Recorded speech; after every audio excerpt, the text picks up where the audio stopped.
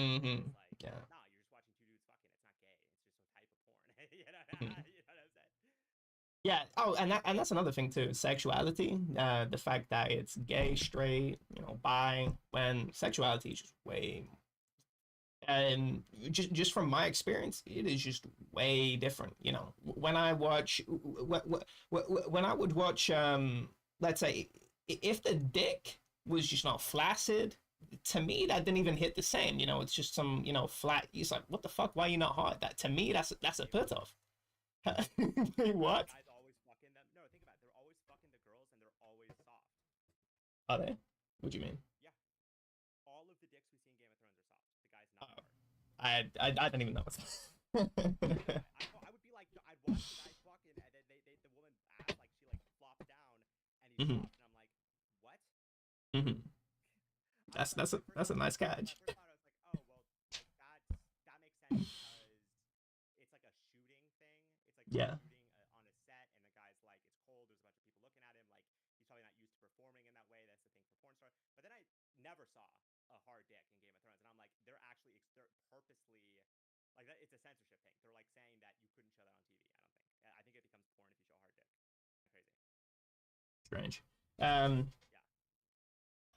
what was I saying? It was yeah, the sexuality is just way I guess it was way more fluid. That whole I remember this term and I never really understood it. Super straight. It's the guy that has a super. I think from my understanding of just looking back on the way the time is used, I think I understand it now. It's the guy that only he defines himself strict. Oh, you know what the thing I was talking about is the identity thing, where people super define themselves in a particular spot, and so they don't allow themselves to move out of it, even if their preferences are changing. It's sort of their subconscious not being tethered, not tethered to their conscious experience, and that seems to be the case where they're super defining a thing, and so they can't. They won't even let themselves begin to enjoy something else. Where that's yeah, to me that's really sad. But I was watching this trans woman. What incited all of these thoughts was I was watching this trans woman. I had no idea she was trans to begin with, and I can't believe I never caught this. I'm hating myself for this, and it was so she's talking about she's talking about like, romanticy. I don't know how I got recommended her, but wow, she was incredibly insightful in that she was talking about wow, straight sex just sucks. I can't stand reading straight sex, and I'm going, okay, that's interesting. But she actually explains it, because she was talking about a book where she actually enjoyed the straight sex, and I'm going, okay, what is wrong with straight sex? And she was saying that in terms of object, where there is an undue amount of attention put on the woman in terms of a woman's body is treasured in a way that treasured in a way that a male's body isn't, and so that removes inability to be pleasured in particular ways because you don't have particular spots that are being investigated on a man. And Right. fuck, I can't believe I never caught this because in my head, um, so this is a big conflict with me is that I don't actively seek out relationships just because I don't really have the time to. But also, I just feel it's really okay. I would so usually when I see people get married, I would go or engage. I'll go. I just don't. I feel very indifferent, even if it's somebody I care about. I just super feel indifferent. But when I see two gay people doing it, to me, I'm sort of smiling, and it's in the context in which they do it because it's always I'm just very anti hive mind. Would you say? Yeah, yeah, because they're always overcoming some shit. They're always having to get past a bunch of shit, and like they're like, yeah, anti-hive mind. It's like it's an anti-hive mind moment. It's like let's fucking go. You didn't fucking get Not only shy that, off into ignoring love. Like you're it's the thought process is there is gumption, but in a very specific way. Not only overcoming particular things, but the gumption in I noticed that men and women, which are just, people just play, the current era gender role where they're role playing particular things. I was watching this one dating thing, which also spurred in my head, where it's just this woman, and she was talking about for me in a relationship. I'm just conceptualizing it in a completely different way. When she's talking about, oh yeah, good night text, yeah, I guess that's kind of important. I can understand that. She's talking about who pays on a first date, and that was a considerable part of the podcast, where it's who pays on the first date. To me, when I'm thinking about a partner, I just don't. To me, this is just so irrelevant. Important trying to figure out what people think about their disposition based on if they're paying on the phone.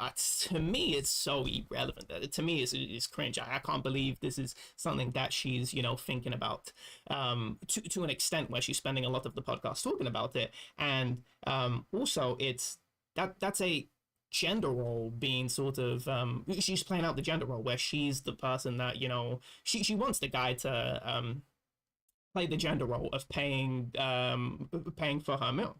And to me, it's, oh, you just want to me, that's no gumption. If you're doing the bare minimum, it's like, oh, I sent you a card. To me, I'm not going, oh, I got a card. Wow, I'm so excited that you bought a card over the counter or something like that. When you have your own mannerisms and you express those mannerisms, to me, that feels more gumption, because first of all, you took your time out to do your own thing.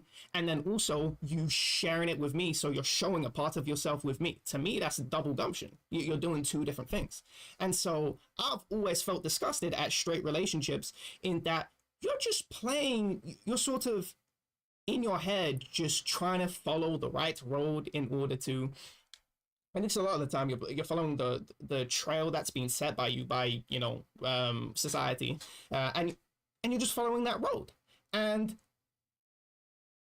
when I look at going back to the gay relationships thing, when I look at them and I go, double proposal, and I'm going, wow, both of those people had to step outside their conception of the relationship, and it's no longer about following traditional gender roles, because you simply can't follow them, because it isn't man and woman, it's woman, man. And so you have people getting outside of their comfort zone to do things, and going outside of when there is no plan. It's actually interesting. And so I always smiled at a what do you call it, at a gay relationship versus a straight relationship.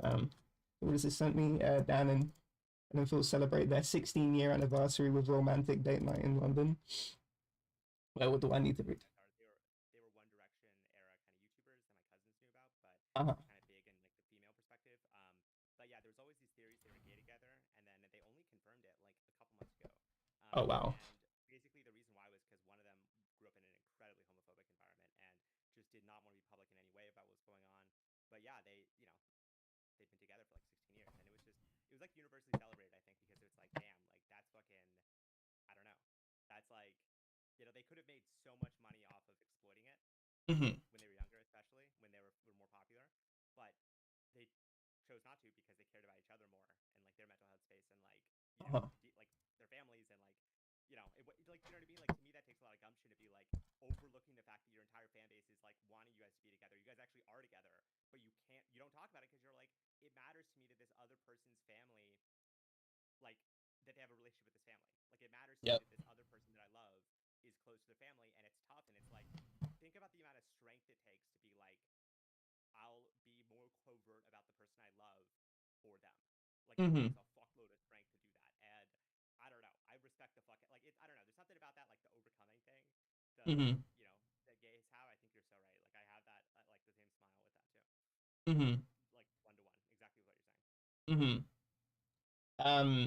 So to me, to me, the whole sort of at least the way the conversations go, because I don't date, so I have no idea, but the way the conversations go in terms of dating and in terms of expectations, because people expect you to play the gender role. They don't even know that they're performing on a little sandbox, I guess. They're performing. Yeah, a little stage. Yes, they're performing. expectations on what the other thinks. And to me, knowing that I could be doing that, and to me I could see success doing that, to me that feels so disingenuous to who I am, because I'm anti-hive mind. And I would want to, build my own path in terms of, my own meanings, my own rituals. Exactly, regardless of what that is. Like it's like to me, it's better to act like because it's like when people are often asking, it's like, oh, is it gay to or oh, like who should pay? It's like to me, the more important thing is that you're asking the right questions. And like, yeah, in those moments, they're asking the wrong questions. I think the questions you're asking are far better, which is like, am I performing this because this is like authentically connecting with who I am, or am I doing a detached kind of role play? Hmm. Reliving of lives that millions of people have lived before. Like, is that what Hmm. I'm doing? What am I? Who am I in this context, right? I Hmm. think that these are far better questions than like, is it gay to? Is it straight to? Should the guy or should the girl? Like, these are bad. These are the wrong questions. I think. How is nobody asking that? How is this not in the, at least?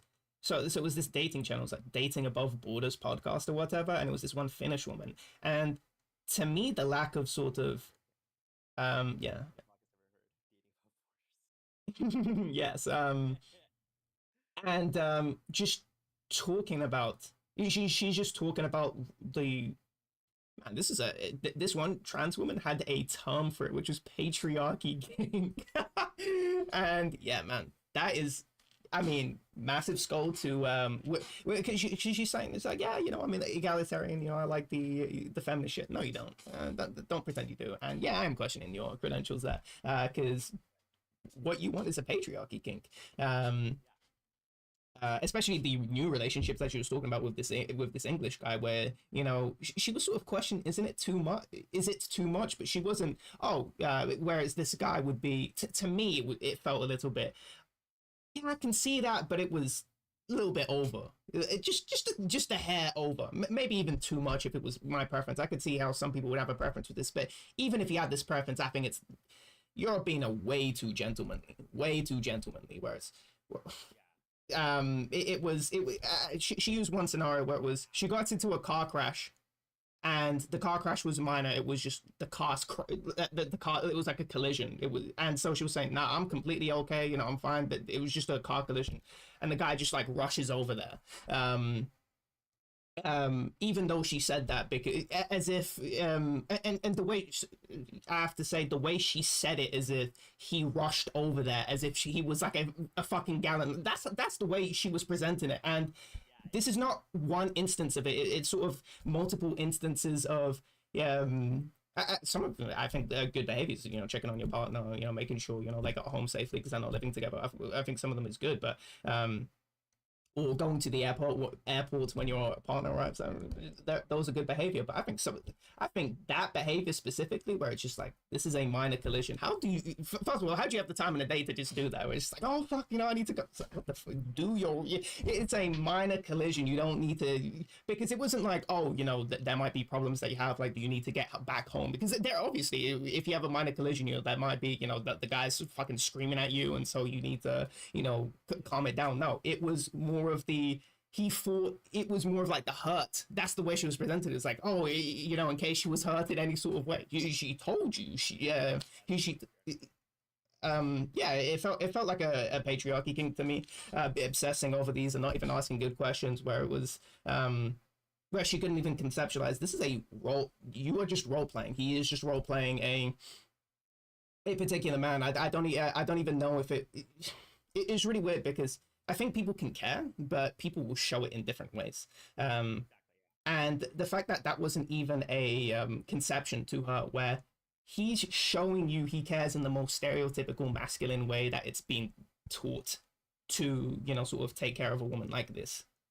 But that doesn't mean the person that's a little bit more reserved doesn't care about you. Sure, I think you should have, you should overtly show, love. That's, it's, we have, mouths and abilities to communicate for that reason. But it doesn't have to be in the same way, as in, oh, I paid for the date, and he always pays for the date, by the way. This guy, even when she offers, no, I always pay. To me, I'm thinking, dude, you need to, Imagine um to me, it's wait, it's and this is why I question her feminist credentials. It's not because a feminist understands that there are, at least the feminists that I actually watch and care about, they know that there is the patriarchy, and the patriarchy also fucks up men. It also these and so mhm. Yeah, go on. We like the whole point of feminism because she did has a gender studies minor. She's a master's in Chinese medicine, but she is a gender studies minor from UCSC, and she was studying from like all these eco-feminist Marxists in the '90s. And she was Mhm. telling me, she's like, the whole point of feminism is that this patriarchy system is bad for men too. It makes their lives worse too. And the goal is liberation for everybody. It's not a matter of women are better than men. Because I had this whole thing when I was younger that like, oh, I Mhm. feel like feminists want female supremacy. I was getting psyoped by like Jordan Peterson and stuff when I was like 15, 16. Yeah, same. But Yeah, I went for the same thing.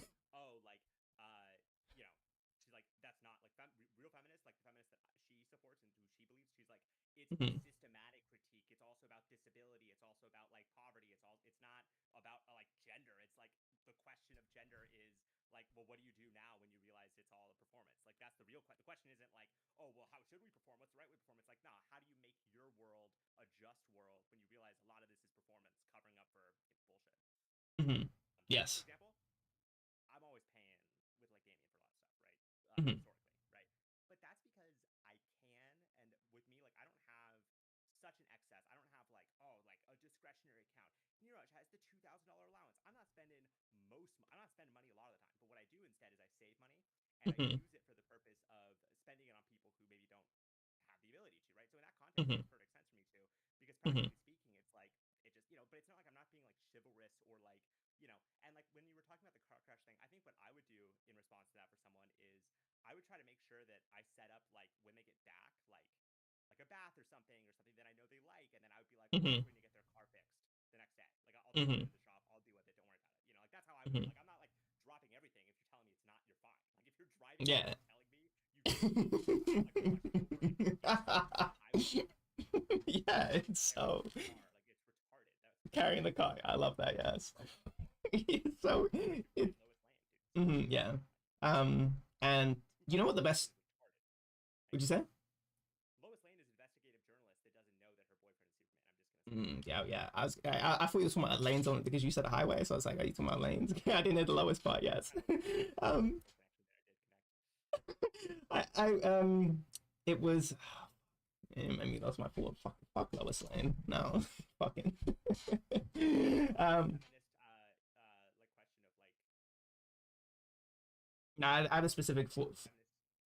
uh specific thoughts, but yeah, no, to me that wasn't feminism. To me, it was there is this guy that's clearly so I remember I was going to talk about Breaking Bad because there was this you were talking about Lonely Walker, you know, this guy. It was really funny because he started talking about toxic masculinity in Breaking Bad. Now I never put it like that, but basically he said that the whole story is about toxic masculinity, and he's actually absolutely right, because I know what the real toxic masculinity is, not like the sort of the caricature version. It absolutely is in terms of he wants to provide for his family. Well, it's more than that, but the most of the seasons are provide for my family is in the mantra that he always repeats to himself, but it's only providing in a particular way, which is why I get to the whole back to the dating thing, which is the dating thing is yeah, he's showing you that he cares in the most overt, masculine, and kind of in, what you call it, intrusive and interruptive Yeah. ways, and that limits you. Every time he pays for the date, it's that limits you as a guy in terms of now the woman can never go, let me treat you, you know, because he always does the booking too. He says, you know, no matter even when she chooses the restaurant, he always does the booking. I'm going, whoa, that's quite extra.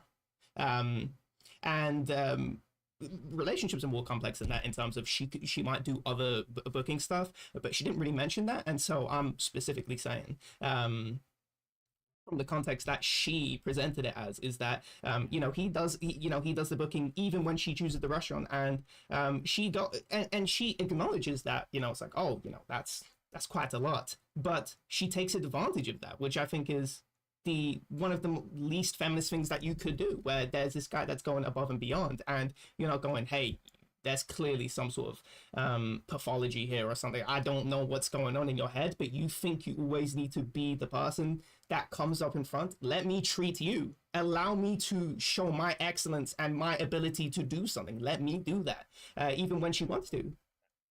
That's what I Would you think say? the person is that she would have that second thought that she would Mm-hmm. have thought, oh, this person has this pathology in his head that limits him. Let me show him that I can also do this, and that I'll give him a chance. Like he clearly has lived a life where he's never had a chance to be taken care of, to be the one who like is doted upon, to be the Mm-hmm. one who has shit done for him. Like let me do that for him. Like that's Mm-hmm. never the thought in her mind. It's like how can I use this to my advantage? And like I think that that's such a crucial insight that you made there with like how Mm-hmm. unfeminist it is to recognize guys trapped in patriarchy and be like, how can I use this to have the best date possible? Like it's so dark to think about that way, but it is. And like Mm-hmm. I saw about this. People talk about performative males, like the men who That's a fake are women concept, friends. Yeah, it's a but fake yeah. concept. It's a psyop. It's a consumer concept. But the more important point is that people never question male performativity when it's like a guy watching Joe Rogan going to the gym, eating pre-workout, fucking Mm-hmm.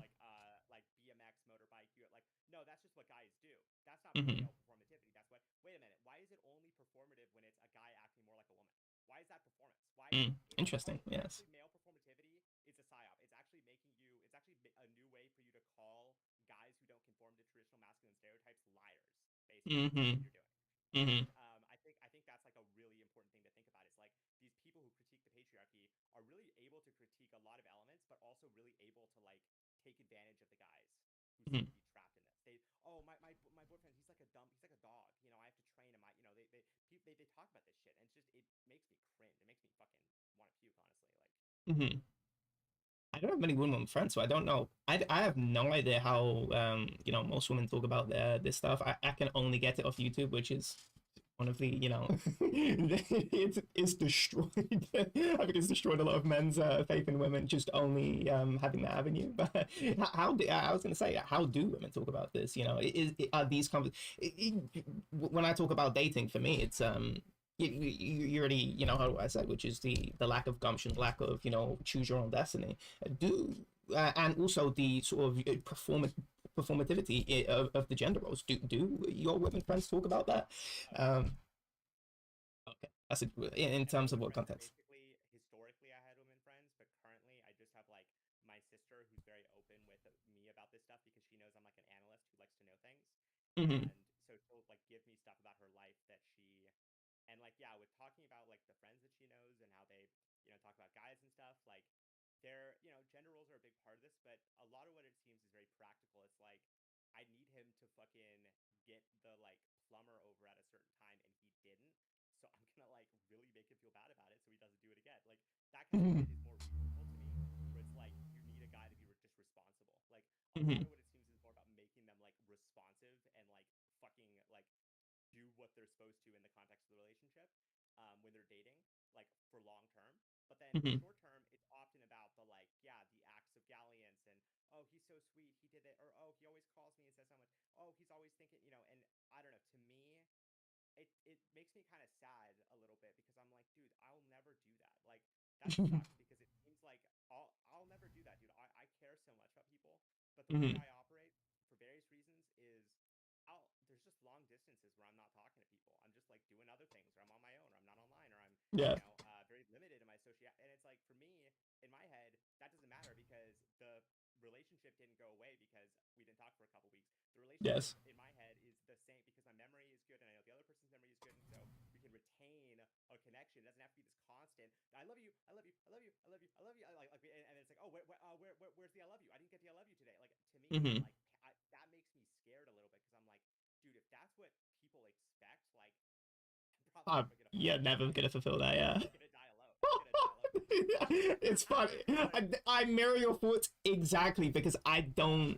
I'm not a person that messages. So seeing you sort of emulate those thoughts, where oh yeah, there is there seems to be this expectation, and I think to me, I'm thinking, well, everyone should must know that this is fugazi because this is only possible in recent times where people have the ability to just unlimitedly basically dote on somebody because they have a device that will connect to them from anywhere and any place at any time.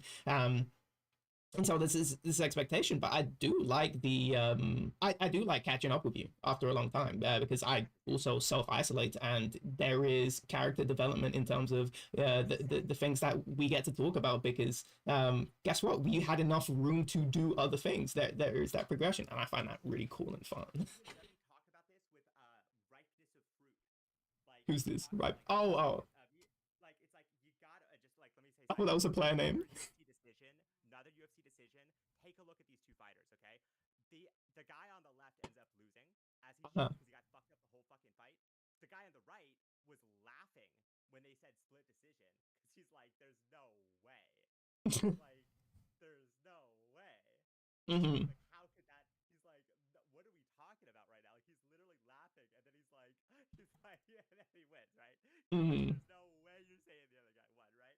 And I'm just Mm-hmm. saying, it's like these judges, some, it's like, is it stupidity or is it rigged? Honestly, the answer is it's not a sport. It's that simple. Yes. Yeah. But yeah, so like when it comes to that experience of like catching up with people, the fact that life development can take place, that's so essential because otherwise it's like the conversation dies out, things become generic, and Mundane. yeah, and it's like talking for talking's sake, and I think that's always I don't know. It's like it's not respecting that.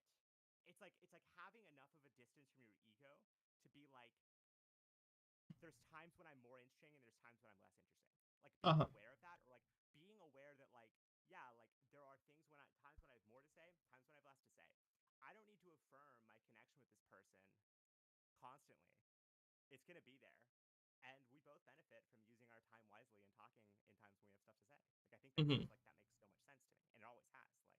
Mm-hmm. Um, and there was even since I was a kid, like I when I would talk to my cousins who I wouldn't talk to, be like every year I talk to them like once, and they're like, man, it's always just like it always feels like we're picking up where we left off, right? Mm-hmm. And I'm like, Yes. yeah, like that's how it is, and it's like you don't need to be sending fucking Instagram memes to each other constantly, just actual slop. Absolutely not. So Yeah. Mm-hmm. and I think a lot of it's the dopamine on the phone. Like I think a lot of people, it's like, well, why is it so important to get the text message before night saying I love you? That kind of, it's like because the knowing that someone is thinking about you and sending you the message is like something people have been Mm-hmm. addicted to become like addicted to as a technological practice. Like it's like their experience of life is hoping other people are thinking of them and hoping they're sending them messages. And I also think that's why people are so pissed about scam callers and spam callers is like spam text messages and people calling and it being like Because I scam thought calls they and stuff. got somebody That's thinking the about dark them. Yeah. element of them. Yeah. I think it's Mm-hmm. like the dark element of it, but I kind of realized this when Calvin was talking about it because Mm-hmm. um, yeah, it just kind of some stuff clicked for me when I was talking to Orbic about it, and I was talking to Calvin about it, and then I was talking to Orbic about what Calvin said, and I realized I was like, oh, like yeah, like Calvin's really wanting the notification on the phone, and why he's Mm-hmm. so pissed about this is like he feels like other people are reaching out to him, and then he's disappointed when they're not, Mm-hmm. and then I kind of said to Calvin that was my opinion, and he completely resonated. He completely agreed. That Mm-hmm. was the problem of it. For me, it's that's not the problem of it. I know. Ever since I was a kid, I would memorize phone numbers. So I love like I like memorizing phone numbers, and so Mm-hmm. I'm like autistic in that way. So it's never even if it's a phone number I don't recognize, I'm like I know I didn't have anyone from New Mexico at this number. There's no one possibly that could be reaching out to me, so I'm not disappointed. I'm not Mm-hmm. like you know. Uh, Mm-hmm. one time I got a call from a prison, and Mm-hmm. I only reason I picked up is I was like, is someone in prison that needs my help? Like my friends are in prison right now. Is someone calling me that they're in? I'm like, and the guy was like, is this Damien, what did you do Rodriguez? I'm now? like, no, exactly. I'm like, dude, who is this? Who's calling? Who needs my help? And so the guy's like, is this Rodriguez? I'm like, no. I'm like, this is not his. If he gave you this number, he didn't give you the right number. If you're calling him, you may have entered in the wrong number. Like, you got to be careful because they don't have unlimited phone calls. You know what I'm saying? So Uh-huh. Yes. I'm like, someone might be deceiving you with the phone number, or you entered it in wrong, dude. Good luck. Mm-hmm. Like, I like how you're so uh, thoughtful. I like that. That's yeah, that's no, super. seriously, think about it. Imagine you're in prison and you're calling a number, or just some random kids picking up. I'm like, Mm-hmm. dude, like, if you enter, you might have entered in wrong, but if not, you gotta fucking reevaluate Mm-hmm. who's Yeah, calling. I didn't even conceive the unlimited. Sorry, the lack of um accessibility to the phone. Where if you dial the wrong number in, oh wow, that's a lot of especially in America, a lot of unpaid labor. Fuck. That's money. That's money. They actually it costs them money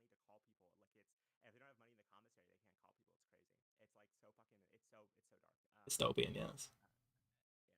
Yeah, it's contemporary. Contemporary. Yes, I love that. Yeah, fairly, yeah. It's contemporary. The contemporary times out. Could be better. But yeah, I need. performativity. A lot of it comes from Wait, hold that thought. I'm holding this.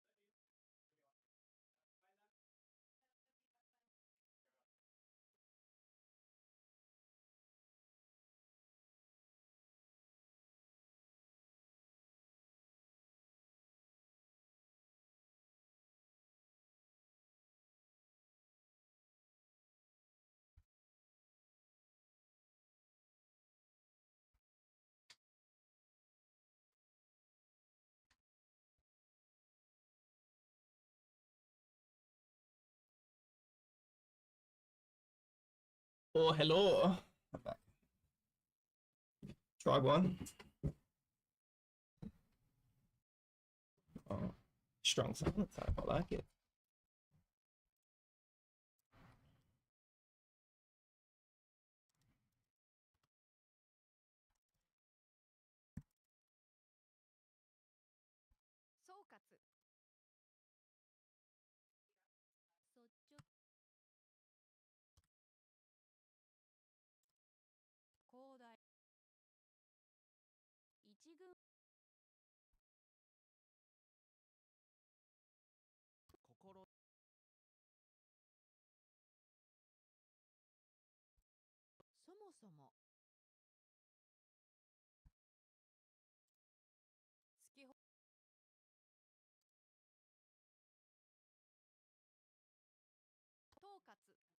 They're so good, right?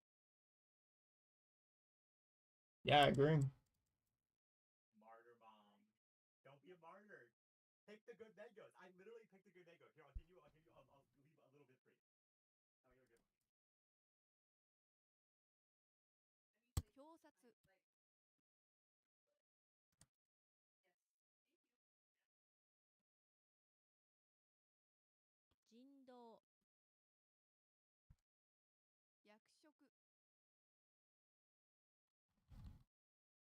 Boom.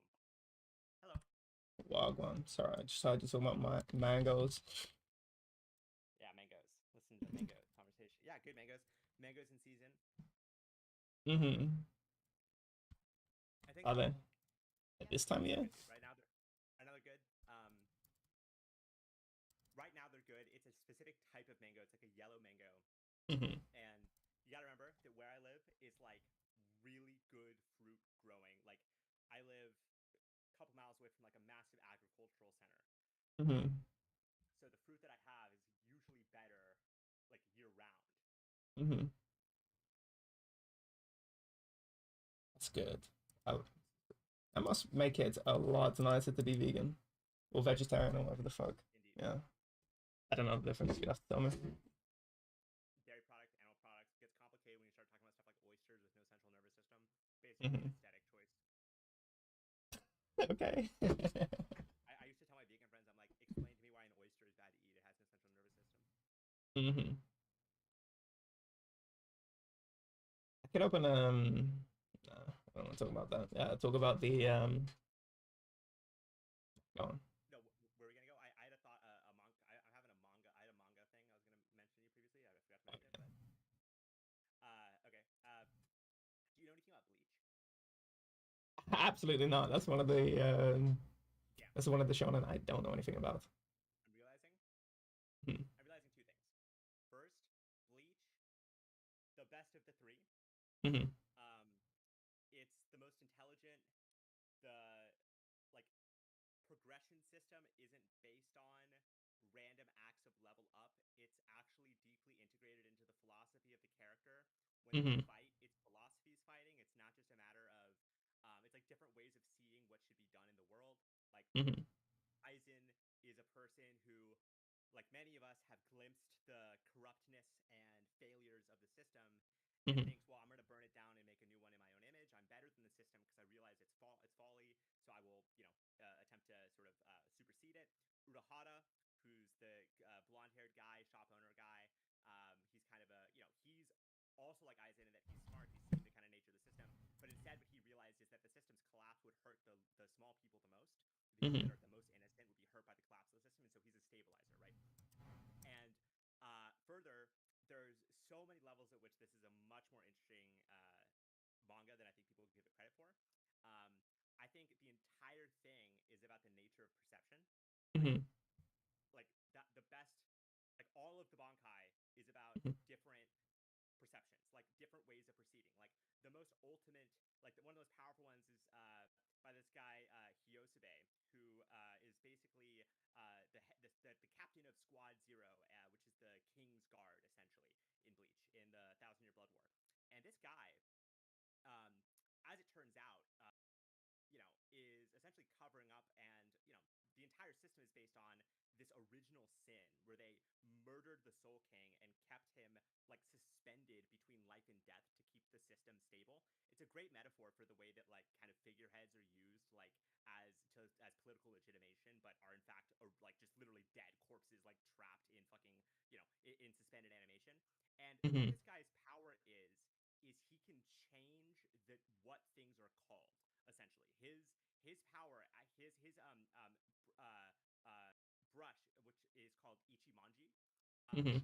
is the way that he what his kind of command to reveal it is Ichimonji painted black, and he can use an ink brush. It's so meta, but he can use an ink brush to define the nature of things by what they're known as and perceived. So like he labels one of these characters Black Ant, and it's not like this guy becomes a Black Ant, but it's Mhm. because the world's perception of him is now as a Black Ant. That's what his power level is, if that makes sense. It's like he can redefine the nature of how the world perceives objects within it. That's what makes it so powerful. The reason he loses the battle is because the guy he's fighting is able to transcend linear time and able to win the battle in the future via this thing called like future sight, essentially, that the Soul King has. He's able to steal the power of the Soul King. And in reality, the bad guys and the good guys aren't really a thing in Bleach. Like the guy he's fighting is Mhm. completely in the right. His people were genocided. He's a Quincy King. His people were genocided. His dad, the Soul King, is the guy that was murdered and kept in suspended animation. And his whole life's purpose is to free his father, take the position, and restore a more just order and conquer. But like, that's not like that guy's the bad guy or the good guy or like the main guy, the Ichibe Hyosobe. Like he's the good guy, but like his goal is to get Ichigo, the main character, to become the next Soul King by basically tricking him, killing him, and making him. But then he didn't have to do that in the end. But like that was his plan, was to basically so like none. There's no such thing as a good or bad character. Like all of the Soul Society people, the Shinigami people, are like fucking terrible people who uphold a horrible system, and it's like acknowledged and known that this is the Mhm. case. Um, yeah, so much of the stuff is about perception, about understanding, about things. And what I was realizing, a couple things was, I realized this by kind of starting to re-engage with what it is and kind of coming from a more adult lens, because I read this stuff when I was a kid, right? So Uh-huh. looking at it more from an adult lens, and I'm realizing the themes that are there. But there's like such a meta level in which it exists. Like this Kubo guy who's writing it, he's so aware of the nature of perception, and I mean that's why he's drawing the fucking women the way he's drawing them. Like that's why he's designing the outfits the way he's designing them, because he understands that perception is reality. Like he understands that he's writing a shonen, and he Mhm. has to make something that's appealing to a shonen audience, right? So Mhm. on a meta level, he's utilizing his understanding of perception to create the type of story that is perfect for manga, in that it allows for progression while maintaining character continuity, but also allows him to, like essentially justify to himself why he's drawing like insanely sexualized female characters, because that's just what he wants to do. It's not, it's like part of his kind of meta justification. But people talk about One Piece right now because it's kind of like coming to an end or something. I was seeing because of just how long it is and stuff. got recommended. I started getting recommended this video channel called Bez D Marks, which is like a Marxist guy talking about One Piece, and I was listening to it and stuff, and I so reject this guy's analysis of what One Piece is. Like, I think that what's going on here is that One Piece has been going on for so fucking long. Now, okay, what people say the One Piece probably is, this is a Mm-hmm. very powerful concept. It's the Void era, where they were free in the Void past, Century. and right, so you can see that I'm very much not reading, Yeah. right? The Void Century, where the I don't know fucking dragon wizards that rule or whatever it is like are trying to basically cover up, and the One Piece was basically the moment of freedom that dude, another fucking foul eye poke. Holy shit, this sport is so fucking big, it's crazy. Why are their gloves like that? I don't understand. Dude, no, there's one guy, Jim Miller, the most UFC fights in history, never poked a person in the eye. He constantly Uh-huh. talks about this. He's like, I don't extend my fingers, so I don't poke him in the eye, and I haven't poked him in the eye. Isn't that crazy? One of He's like, I one. guarantee you, if you made it so that when you poke someone in the eye, a point is taken away from you. He's like, I guarantee you it would stop. He's like, they're doing it on purpose. Uh-huh. He's like, I Oh, realize what? That's they're it's doing not it even there is no it's deduction? accidental, but you're no, not automatically. They'll give like, What? and again, it's up. Guess who decides if it's a point or deduction or not? The ref. Ref, yeah, So wow. if it's some eye pokes, time point deduction. Sometimes, not like 3 eye pokes, no point deduction. Hmm, You know, interesting. so Wow, I so love these it's very refs. very, very bizarre, very bizarre. Again, Mm-hmm. fighting games are not like this. It's so fixed. But so there's something radical about the idea, and I'm very much focused on the idea of like history erasure, intentionally created ignorance, subjecting, like controlling society by controlling their knowledge of themselves in the past. Like I'm super on board with that. I Mm-hmm. don't think that there was any sense in which this fucking guy writing One Piece was Mm-hmm. intending to create this story. So the whole argument is that One Piece is in reality, and this is what this guy Bez D. Mark says. He says that One Piece is the most like explicit and popular anti-fascist, anti-authoritarian, leftist media that exists in the world because it's all about protecting yourself and your friends and the people you care about from the like horrors of the world, from the exploitation of aristocrats and Mm-hmm. monarchies, and like control through information, control through like power, and it's all about like fuck the odds of winning. You have to like fight to protect yourself and others. Like it's Mm-hmm. anti-fascist. I'm like, dude, okay, you're telling me that what this guy was doing was for the last 25 years, okay, constructing a story in which, in the end, people who are now in their 50s, if they started reading this when they're 20, who are now Mm-hmm. maybe 60 if they're reading it when they're older, he's constructing such, because it's like, well, why is it so long? If this is what the message is about, why did it need to be so long? The answer is, well, it needs to be so long so people are really immersed and really understand it, and it really hits them. Like, they go to this island and this guy is corrupt and they have to liberate this. They go to this island, this guy's corrupt, they have to liberate Mm-hmm. this. They have to keep doing this so that you see in all these different instances, oh, this is slavery. Oh, so it constantly keeps reinforced to you like the how this is everywhere. It's not Mm-hmm. just one island. It's not just one bad apple. It's everywhere, right? You need to constantly, but it's like, I don't buy that argument at all because, Yeah, I first don't of buy all, that they either. needed a way to keep producing manga. This Mm-hmm. guy, the guy who writes, I literally forget his name. The guy who writes Oda. One Piece, Oda is the most powerful person in manga in the fucking Japan. Japan, Mm-hmm. semi-fascist imperial power who's going to be involved in the next war with China. So it's like, this guy, when he dies, guess what? There's going to be parades for him in Japan.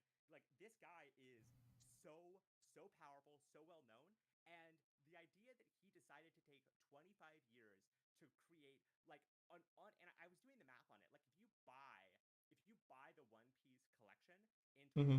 total, in Japan, it's about $1,000 in total to get all the books, to get roughly in Japan. If you're trying to buy it in America and you're having them shipped here, right, it's more expensive. If you're buying the English translations, it's more expensive. So this guy's saying, yeah, I want to give an anti-fascist message that is accessible only if you spend decades of your life and thousands of hours reading my fucking shitty story, right? Mm-hmm. And that's going to be, oh, it's liberatory because the message. No, he needs to justify why it took him so long. So he's going to say something powerful at the end. He's going to say something that matters and is powerful at the end, but only to save his fucking ass because he didn't have an actual direction for the story.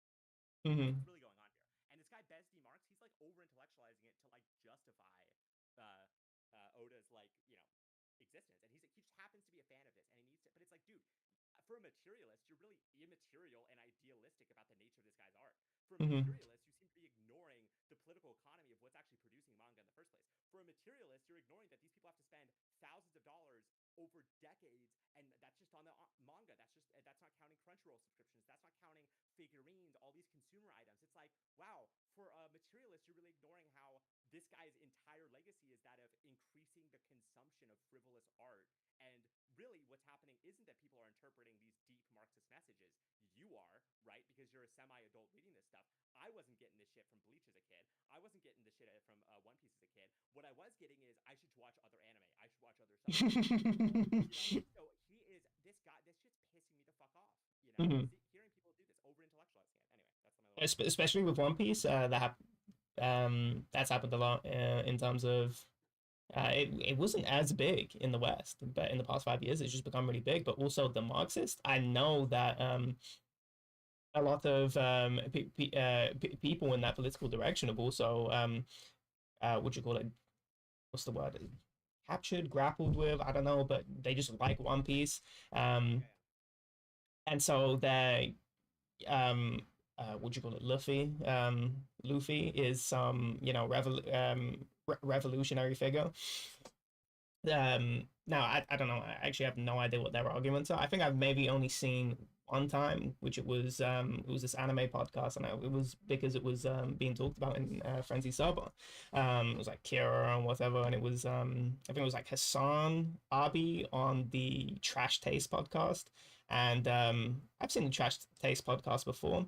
Not seen too much to fully gauge who these people are, but I've seen enough to know I don't care to fully gauge who these people are because I don't think these guys are particularly that interesting. And so I know I was making some argument, but I don't remember what one. So when you say, so when you're telling me about a Marx channel that's analyzing One Piece, to me, yeah, that makes sense. There seems to be One Piece love there.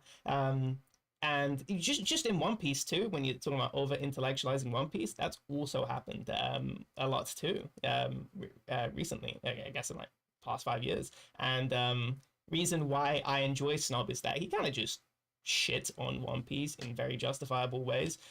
Some of them are you have to know too much to be able to get what he's saying, but you can really if you've seen a lot of his One Piece playlists. I think he has two One Piece playlists, two series on shitting on One Piece, and um, he sort of shits on the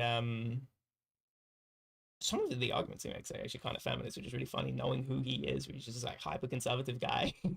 um, it's really funny hearing him sort of. I think at one point he may have critiqued how all the female characters look the same. um, and it's funny. In the beginning of One Piece, there's this basically the first ever villain in One Piece, or the Antag, which is this sort of like ugly looking older lady that's quite short, and then she has a makeover where she just turned into a Nami sort of like the same proportions as Nami, and I'm going, yeah, of course, yeah, big tits, slim figure, yes, wide hips, yes, and so he critiques. I think his critiques are good in terms of why is Sanji in episode 1,000 or chapter 1,000. Why is he still getting obsessed with women? How is this something that he's not adapted to or overcome or seen as yeah? This is pathetic work in terms of character writing. I think when you can't think of they're caricatures. Like that's why I call them. Yeah, they're caricatures exactly. I sorry, like I was gonna disagree. No, but I know exactly what you're saying. Like that's exactly right. They're caricatures. They're not actually characters. They're not written Mhm. like in that way.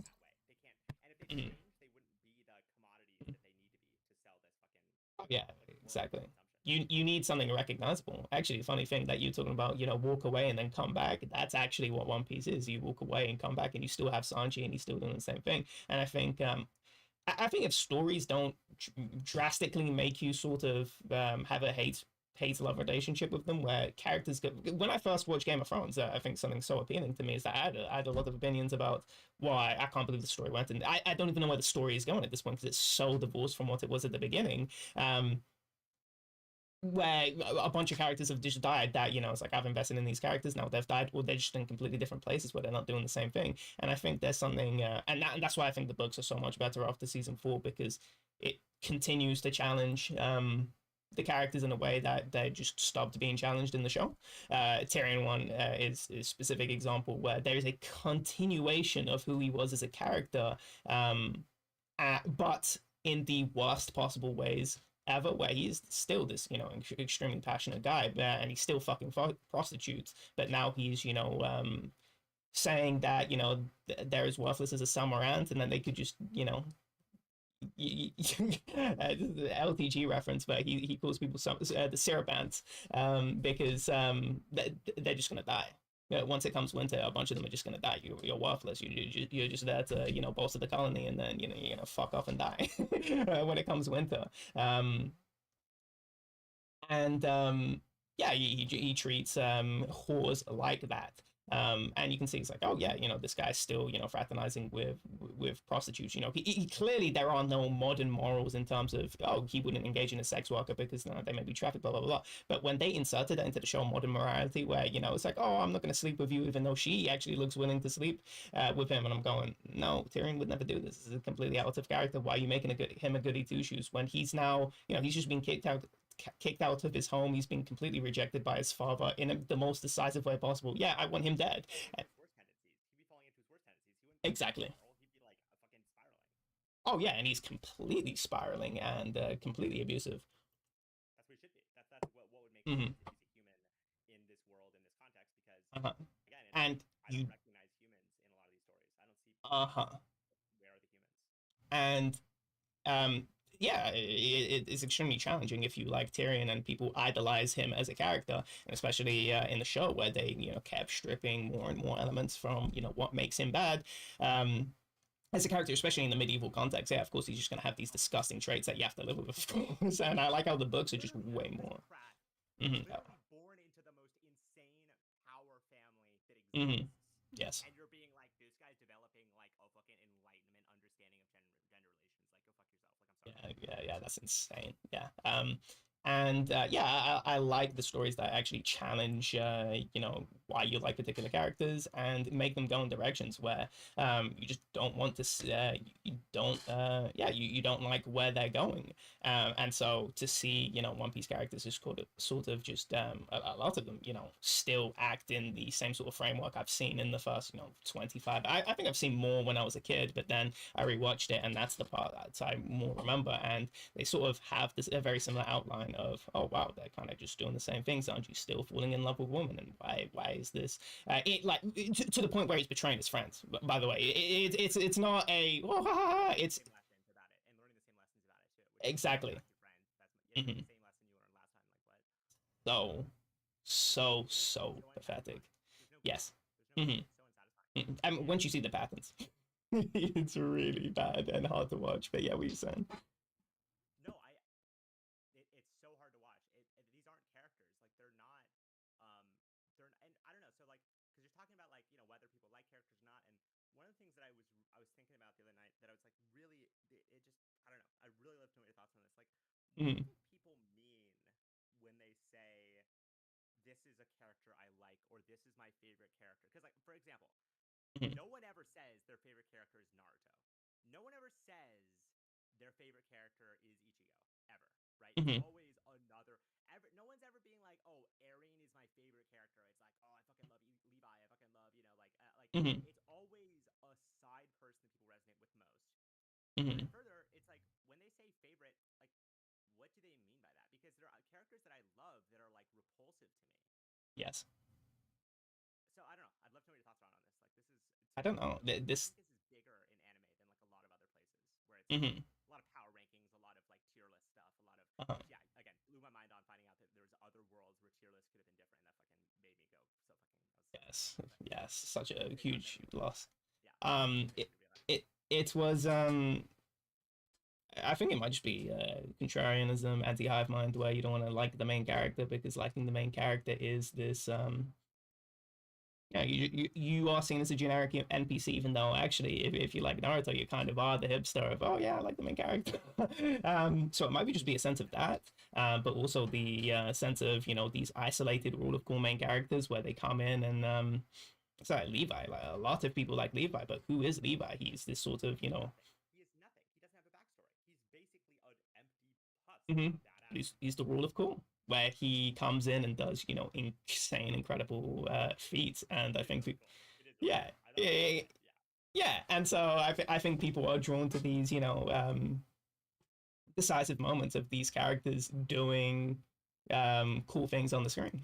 I think that's when they say favorite. I don't know if there's a an analysis beyond that point, because a lot of this is like I was saying with EXE and his sort of oh, he needs to always be displaying, you know, what music he's listening to and stuff like that, where it's a performance where it's, hey, I'm emoting to you what my favorite character is. I don't know if they would, if they actually had to consider, you know, who is your favorite character, and nobody's ever going to find out who your favorite character is. And so you have to sort of, and also there's still performance. You're performing to yourself too. Yeah, a lot of people, let's say like with sexuality, as we were talking about earlier, people will perform to their, perform to themselves. Like, oh no, I'm straight. Yeah, okay. You know, let's say they're cleaning their bums or whatever. Actually, I did that. Just being way more when I was being way more cleanly, I was just because yeah, I've told you at this point, but just to re-rise those memories in terms of kind of sexually repressed as a kid, as in yeah, and so cleaning myself and, you know, putting my putting my finger in my bum hole. And I think just hearing the conversations about it is that you know, people will go, you know, like, is that gay? You know, having these like sort of akin to, you know, oh, trap's gay, you know, just having these, you know, completely worthless conversations that are just, you know, definitions sort of games and mean nothing in terms of, you know, your identity or your relationship with sexuality. And so, you know, finger in the bum felt pretty good. Honestly, felt pretty good. And even though I was cleaning myself, and you know, for me, that was already beyond the point where maybe because of my childhood, I had to confront sexuality and sort of, you know, form my own understanding of sexuality and how it exists, and a lot of it because I didn't have that guidance from my parents. And so and I didn't, would you say? You had anti-guidance. You had close your eyes. You're fucking 12. Like, Yes. Well, I think by 12 it was really gone, but it was like that was the teetering edge in terms of after I was 11, which was when I started secondary school, was when it when I, you know, I went through sex ed. But because I had, you know, anti-guidance, is I felt awkward to talk about it, and so I just, in my mind, I conceptualized, you know, my own sexuality, and so I had to build that, you know, build that out. And so when I'm doing, you know, you know, things in my body, particular things in my body, you know, I had to conceptualize. Okay, what this means to you. Like, what does it so mean? I was getting off. I was getting super off topic. Okay, what I was trying to say, right, is that you're doing this internal wrestling, and you will perform to yourself. It's like, you know, I stuck a finger in my bumhole. No, I'm still straight. You know, oh, that was only one gay thing, even though it's like, well, how is that gay?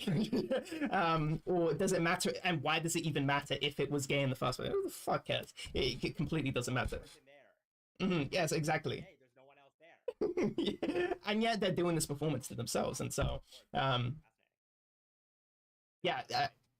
What'd you say? The big other. Like, how would the big other Hmm. see me as gay or straight? Like, would the big other, this the image of society that I have, the image Hmm. of social morality, would they? How would they see what I've just done? Hmm. Yes. And they're doing it to themselves, which. And with the characters too. They're like, Mhm. look, well, so like when you're in these anime servers, when you're looking at people talk about characters, saying why characters Mhm. are good, characters bad, like what are some common things you're seeing amongst how they're conceptualizing what it means to be a good character, what it means to relate to a character? Second question, are they ever relating to female characters? That's Like who do they really, choose? that second one super super incited some thought in terms of, are they relating to female characters? Because this is something that I've noticed in terms of the lack of and this is something I would do as a kid. I think I've told the story, was I never would play as a female character. I never could. In my head, it was just, Yeah. why would I? I'm not. Yeah, I saw myself in that binary instead of, you know, obviously it's like, why am I not seeing, you know, that I'm playing in Pokemon where everyone is pale skinned, that I'm not. I have like you know, light skin, tan skin, whatever the fuck. Yeah. Yeah. How the fuck am I not? I'm not the. I actually wouldn't actually. I would never. I would never conceptualize my race, and because I'll never conceptualize my race, right? I think, and this is what I say with stereotypes, where because I didn't grow up with stereotypes, it took me a really long time to actually conceptualize that. I'm actually quite I have a different ethnicity, and that that means different things for me. I just never did. When I draw myself, I'll draw myself like my friends. And it was when, and I started feeling bad about it, was when my friend would draw me as with curly hair, because I had curly hair, and darker skin. I mean, you color the skin with with the pencil, and I'm going, oh, I'm drawing myself like I'm you, because fundamentally that's how I'm seeing myself. But he's drawing me different, but it's not like he's trying to say that I'm different, but he's just sort of just representing how I look like. But that's not how I visualize myself, because I'm usually around pale skinned people, so I'm just drawing, I'm just drawing myself as if I am you. And with the female thing, it's not like that, where I had a massive conceptualization of what I needed to do, who I needed to be, because I was a boy, man, whatever the fuck, penis, and so I would never play as a female character, and I wonder if that same socialization carries on to the sort of. I think there is a particular lack of. Oh yeah, I really see myself in a female character. In the same way that they would say that of a male character. Usually, it's the. This is actually female cuckoldry. I was thinking of female cuckoldry and the shipping thing, where you're obsessed with who is going with who to. Would you say? When they ship gay guys, especially when they're obsessed with whether guy like, and it's like you're literally cuckolding yourself as a female if you're obsessed with like a gay like a male Mm-hmm. male gay relation. A lot of these women are obsessed with that, and it's like, or Mm-hmm. when they're like talking about shipping stuff, it's like it's such female cuckoldry. It's such female Mm-hmm. cuckoldry. But because of Yarka's friends, they're actually all really into especially him. He would actually just stop watching anime because of who is shipped with who. It was a very big deal for him, and yeah, this is why Frenzy wanted me to meet Yarka, because Frenzy actually has a good read of me. He very much sends me things. Yeah, he is.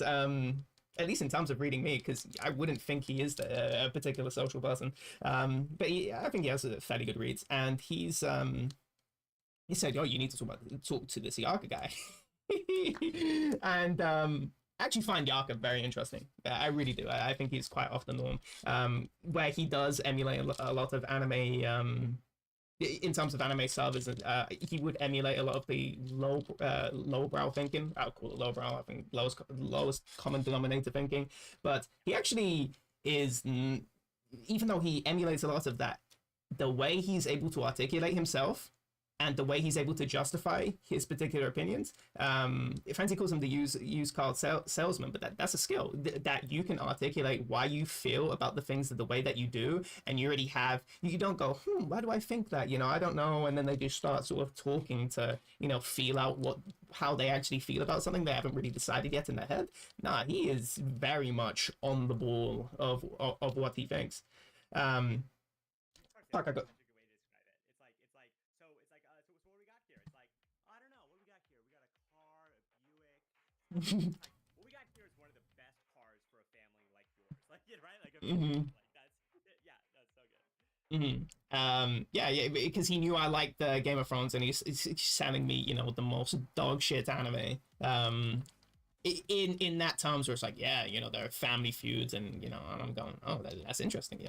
In what sense? And he makes it seem way more grand than it is, and extremely disappointing that his incredible skills are being wasted on me and this selling shit, selling shit to me. Yeah, Yes. that's so funny. Um.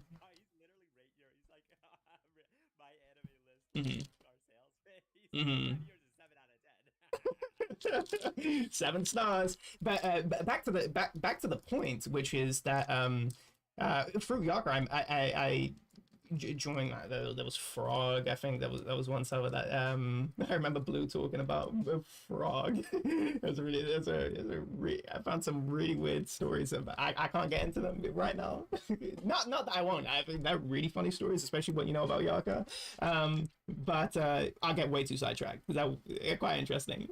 But yeah, I found these servers, and I've joined anime. I think I may have joined other anime servers. I don't know specific ones I've joined, but I've seen anime servers through just content creators on YouTube. And what's what's interesting, and this is what I notice in general, just talking about people that enjoy things. This is outside of anime. This is actually a very general statement. Is that there is a lack of oh, I see myself in a female character.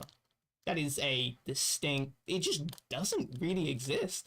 I don't know if there's the oh yeah, no, I really relate to this particular person's struggles or whatever. I don't know if I ever really the people that super care about favorite characters.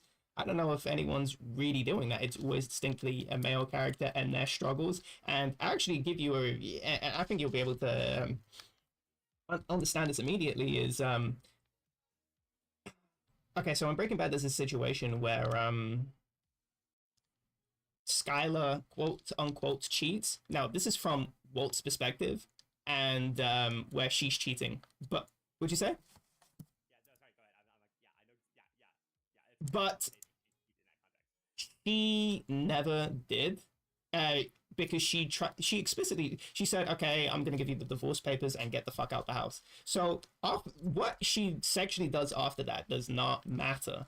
But everyone that watches it comes up, and I'm talking to males only, by the way.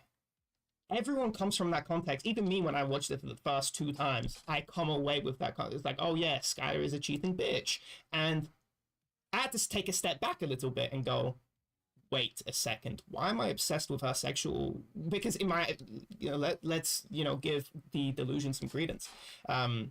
There is sexual infidelity here. How am I not getting mad at Walt completely poisoning their community, using his skills to poison the community instead of do anything else, and he's doing it behind her back, where she clearly does not want to be in a relationship with a drug dealer for the first 3 seasons of the show. And so the fact that there was a lack of empathy there is that there's clearly no one's putting their feet in Skylar's shoes. They're only putting it in Walt's shoes. And I'm talking to men, and so it sort of makes sense that even though he's the worst offender here, you're getting mad at sexual I think also that there's a sort of a male performance thing going on that they don't even understand that they're doing, which is and get really weird about infidelity in a way that I think is quite unjustifiable. Because yeah, I think being betrayed by a partner is something that yeah, massive alarm bells. But why is that beyond what Walt is doing, poisoning their community? Ultimate betrayal of his family, of his community, of his Exactly. right? Yeah. Mm-hmm. Um. Different dick after Yeah. divorce papers, right? Like, Mm-hmm. This is yeah. To me, that is the best example I can tell you about, which is the men just fail to put themselves in a woman's position. well, what's Um. fascinating is I don't think this is natural. I think it's a product of the fact that, and what's so funny is they'll debate that this isn't true. Like I've just like when I started looking at anime culture again recently, because yeah, I was talking to you and stuff, and so I've just been thinking about this stuff a little more, and like I it's like they'll say that female characters are well written. They'll say with a straight face, they'll be like, "Oh, what do you mean they're badly written? What do you mean that these female characters aren't even characters? They're like objects and shit like that." Like, and then it's like, but you'll never relate to them. And you'll never see them like yourself in them, but they're good characters. They're not bad characters, but they're like, but you'll never see yourself in them, right? Mhm. Isn't that so telling? That like, oh, argument over. You never see yourself in them. They can't be good characters. They can't be real characters. Mhm. Argument over, right? Mhm. Case closed. But they can't see themselves in any female character. That's the problem. They're never Right, putting but themselves in anything. I think that they could in like for example like I see myself in Lane a lot. Mhm. Like these people see themselves in Lane. Now Lane isn't a sexualized female; she's a Mhm. child, so it's therefore easier to see yourself in them And because she's they're quite not boyish super too. features. Yeah, she's kind of boyish. But the main thing is that she's like a character who exists beyond the appearance. Like that's her like her Mhm. and her journey exists beyond the appearance, and you're not interested in like and there really aren't other characters that you can relate to in a serious way. You have to be relating to her if you're watching the story. So I think there are times when the story can construct relationships where you relate to the female experience as just a human experience. Mhm. Guys, they cannot relate to the female experience as the female experience. I just don't think they can. And like I think most guys will struggle to do that for real. And like but I don't know. I think it's so interesting that like they never like all they talk about all day is their favorite characters. Hmm. And yet it's like, well, what does it even mean for them to be their favorite character? Like when Yeah, Yesi's like pissed about certain people shipping and certain people not, like what's he even saying? Like what's he even like what's how is he mad about any outcome? hmm, How is he not looking at the outcome and being like, well, what does this mean for the characters? What does this mean for the story? What does this imply? What does that this was mean? Yarkin, I guess, by the way. I meant to say yeah, sorry, but yeah, yeah, yeah, yeah. Sorry, I meant to say Yaka. Hmm. Yaka's saying this stuff about like who should be shipped and who isn't, Hmm. and being mad and stopping watching anime because some Hmm. characters work together in the end. How? What is he even angry about? Like, I don't even I understand don't what he's know. angry I about. really don't. It's Like, what do you think? so If you had to guess, cuckoldry fantasy. No, that's the best thing I have. It's a cuckoldry fantasy where you want to see two attractive characters that you like get together. It, I don't know if it goes beyond that because there isn't because it's link click about one of them was link click where where the female character dies in the final episode of season one that they're trying to save, and he loses mind over that. No, that's not a specific shipping thing, but it's a very same thing to me, which is a lot of shipping can be quite empathetic, but in the way that especially a lot of men do it, it's very much this is an object fucking another object in a very or fucking or get it feels like a very attraction based thing, and the fact that you're mad that she specifically died, um, it lines up too much with him, rogging out over Clannad, where the main character chooses this one goal Nagisa, and he had a cosmic grog out over that, and I'm just going that's so funny. and I've seen Clannad before. No, I don't care about Clannad, but I think it completely made sense in terms of the distance he had towards Nagisa throughout the whole show. Absolutely the closest with her, so it just makes sense that it's like, oh yeah, this is the person that he's shown the most fondness with, of course, that he's going to have that particular grow those particular feelings with the person that he's been the closest. He's showing that in other ways, and so the fact that there's this rog out is that no, you just this is a cockholder thing. You're not interested in what's good for the character, and what the character has shown proclivity towards. You just want another hot character to fuck the main character who you're living vicariously through, or just seeing as another guy. A lot of it is very vicarious. He is quite vicarious with the characters, so it's Yeah, like because he was the guy that was debating the guy who would go back and like basically was a younger version but had a male body like mind yes, yes, that's the guy. it's Yes. actually not right. That was him. Okay, so because I remember reading, funny enough, in one of my fast history escapes, I was actually listening to your essay about that, like that story. But Okay, is it? I remember his. It seemed very much like, well, would it be wrong if I did it? Like, well, what, like, if I was in that position, like, or like, oh, with the older teacher, like, if I had to fuck the older teacher or not, Mhm. like, what would I do? It was very much like a like a fan, like a Oh yeah, individual he's insert inserting himself instead of a general it's more of on a general population wide thing. How many abused children are we going to see? I think I could go through that experience unscathed, just knowing my mind, Yeah, but it's not about me. It's about exactly. most people going through this. How are they going to turn out? Or like, yeah, like it's like again, it's like And inserting most yourself in every teachers too. situation Yeah. way. It's Hmm. anti-empathy. It seems empathetic, Hmm. but it's anti-empathy because you're like rejecting being empathetic of like what the character is in the show, and you're Hmm. inserting. It's like, oh, put yourself in my shoes. It's like, how about you just look at my shoes and see what they tell you? Like, Hmm. don't imagine, not like, oh well, what would I do with these shoes? It's like, well, Hmm. look at how I've used the shoes and think about that.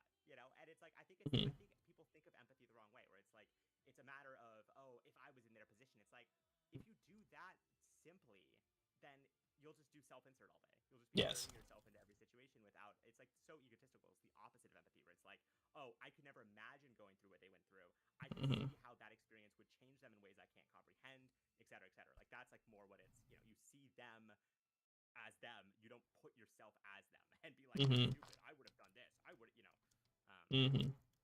Yeah, 100%. Yeah, that actually is the opposite of empathy, which is really funny because that is how empathy is described. It's like, oh, you put yourself in another person's shoes. That's actually not what empathy is at all, and that will completely destroy your concept. I can see how people are very critical of drunk people. I could be very, or like people that sorry, drunk people that are addicted to drinking alcohol Yeah. or other drugs. If I put myself in those shoes, I don't have a proclivity towards that, and I don't have the life where I feel like I would need to do that, where I have had the opportunity to develop awesome hobbies with cool friends. I've been Um, lucky. I've been lucky. Yeah.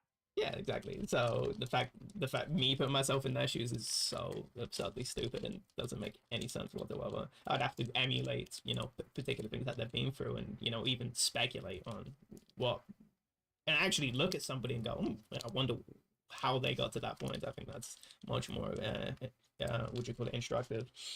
Well, I think it shows that these aren't stories then. Like, if the audience somehow, who is watching all this fucking anime stuff, Mm, is just consistently unable to think of it in the context of a story with themes and metaphors and larger sort of things, it's that they're not present for most of these shows, I think. I think they're mm-hmm, just not present for most of these shows. So they don't look at it because it's not there to see for most of these shows.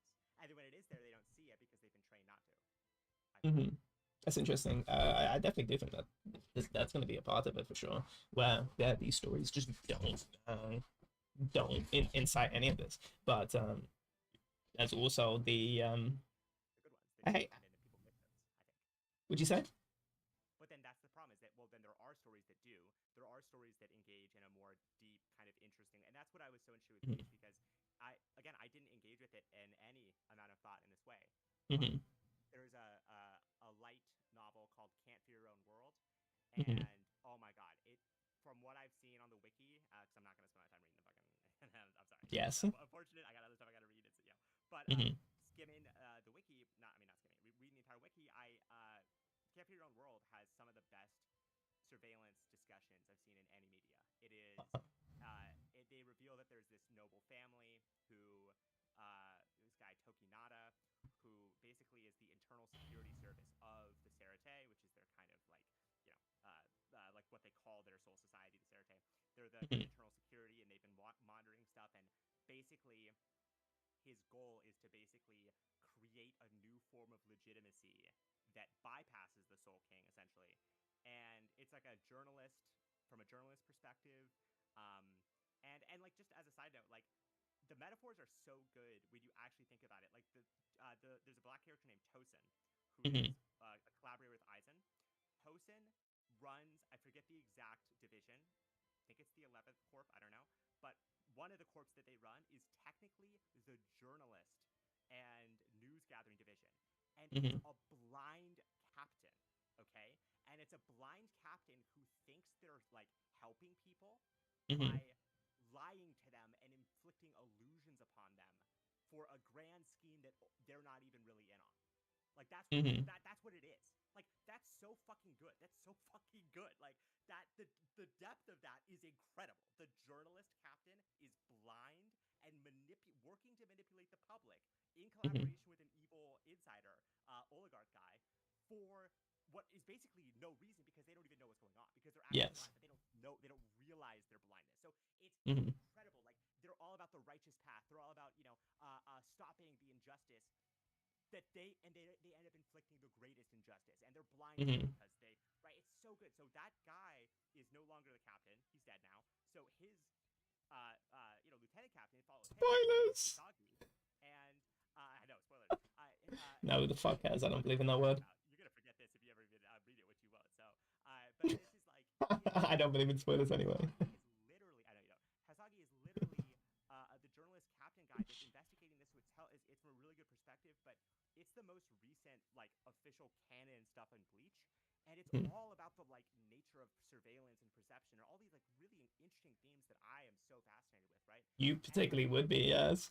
oh my god, I particularly would be, right? And it's like, okay, so I love this, but I'm only able to pick up on this because I left anime as a kid.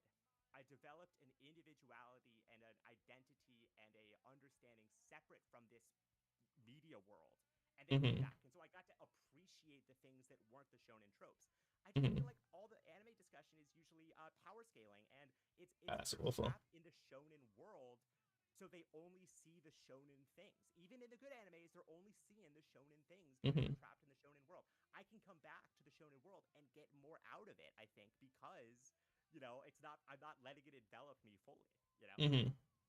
Yes, I actually had I was talking about these I was talking about this in Zoo. I was typing messages out. It sucks I didn't get engagement.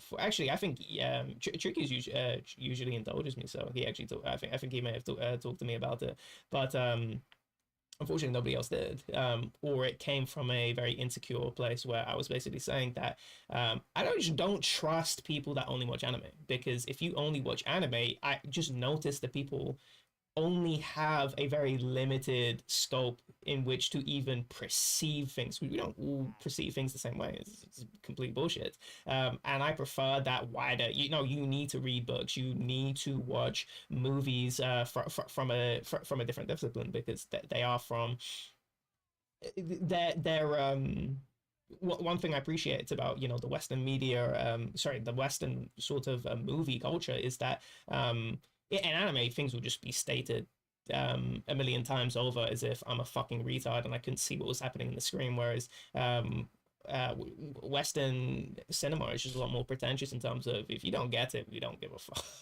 We Yeah, really don't. it's like a more abstract self sucky, but it's like I think that that's still good to reward that on some level. That like, no, it actually is like, hey, if you want to get it, you got to try.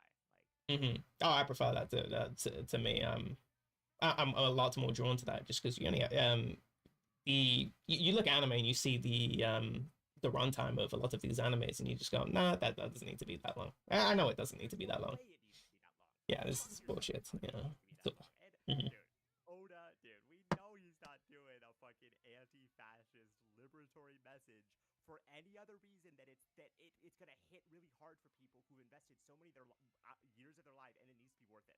It can't Mhm. just be the One Piece is the friendship we made along the way. It can't be, right? So of That'd be course he's cool. gonna find, and he spends so much time thinking about this world. And I'll Hmm. tell you, when you spend a lot of time thinking about the world, the things that start looking important are like the way we understand ourselves and the past. That stuff starts Hmm. looking important to you. And Hmm. I think for a lot of people who are just watching anime, the One Piece, when it's revealed that it's the Void Century, like that is literally going to be a big moment for people. It's already kind of a big moment, and it's only because they're trapped in the shonen world. So for them, they're like, no one is talking about this like Oda is talking. It's like, dude, I'm telling you, a lot of people are talking about this. Yeah, yeah. It's This is like, not profound and whatsoever at all. in the context of shonen world it is, but it's like, dude, you got fucking milked up until Not this point. even. Like you've been Not milked even. and like led along. Like, come on. Like, yeah, not even in the anime context. Like Monster is far more profound. I think Monster is far more interesting Mhm. as a story. It's limited as it should be, and fucking terrifying story. I yeah, I hate the sorry, it strikes a massive chord with me, specifically about One Piece, where people do treat this like a very profound story when it isn't a profound story in any regard whatsoever. Marxist, that one Marxist guy is talking about, Marxist references in particular, in particular, like story arcs or whatever the fuck, or just the whole thing. And I'm just going, or anti-imperialist. I'm just going, have you not been paying attention? In terms of, I think anime in general, I think a lot of the ideas in there, if you look hard enough, they do seem quite revolutionary in comparison to the society that they came from, where they are very antithetical to the way people act usually. It's like it's a way of them getting out of their shells, and why people resonate with these stories is because I'll tell you to some extent. yeah, to some extent, rainbow colored hair is just so incredibly distinct from anything in Japan, where that's not really allowed in even even other hair colors like blonde is, or chestnut. You get super in trouble for that. So it's outside of anime geeks that are really willing to go outside of conformity. No, it's just not really ever that common at all. So Yeah, you can that's see the why it's thing so with appealing. the J-pop thing, like where they Hmm. were talking about the. I was like, these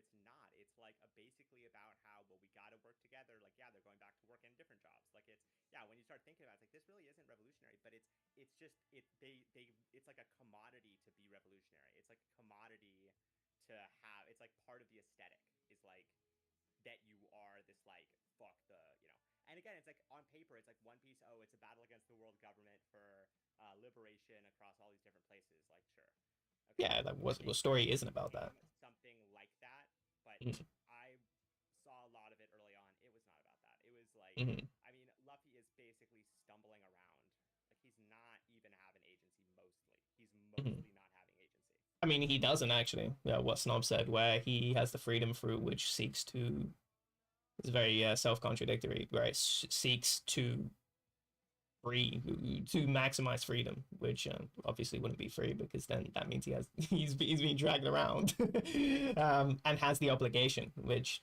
makes him even less free. So if you don't like that retcon, um, I think Snub has a video somewhere where he talks about that, the freedom fruit, where he has the gum fruit.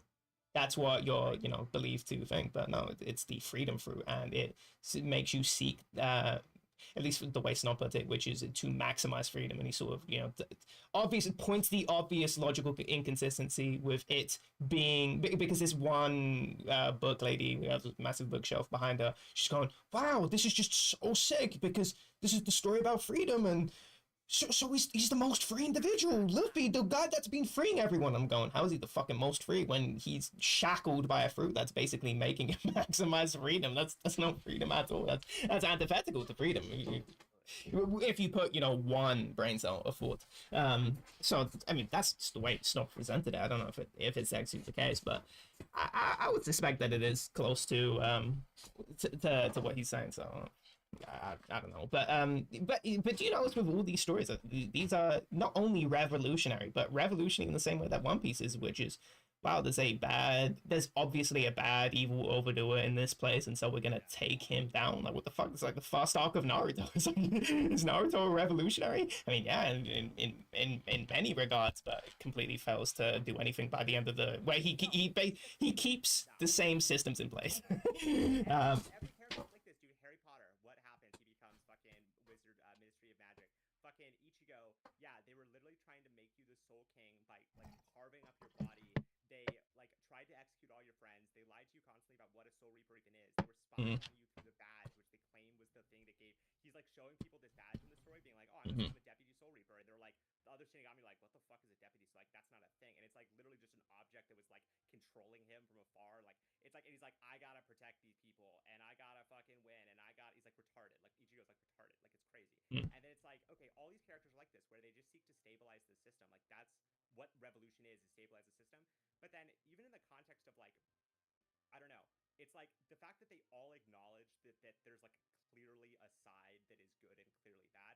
That's like the Mm-hmm. first problem. But it's a critical, like it's a fatal problem. I think for any story, if you have a story like that where it's clear, and I do like that about Bleach, where it's much like when you start actually thinking about like, well, Mm-hmm. who is in the right? Like, it doesn't even seem like the main character, the good guys are even the good guys. It's like kind of like everybody's a fucking bloodthirsty monster, power hunger, and like their claims of system stability is more about their own power than anything else. Like, that's like really clear in that story.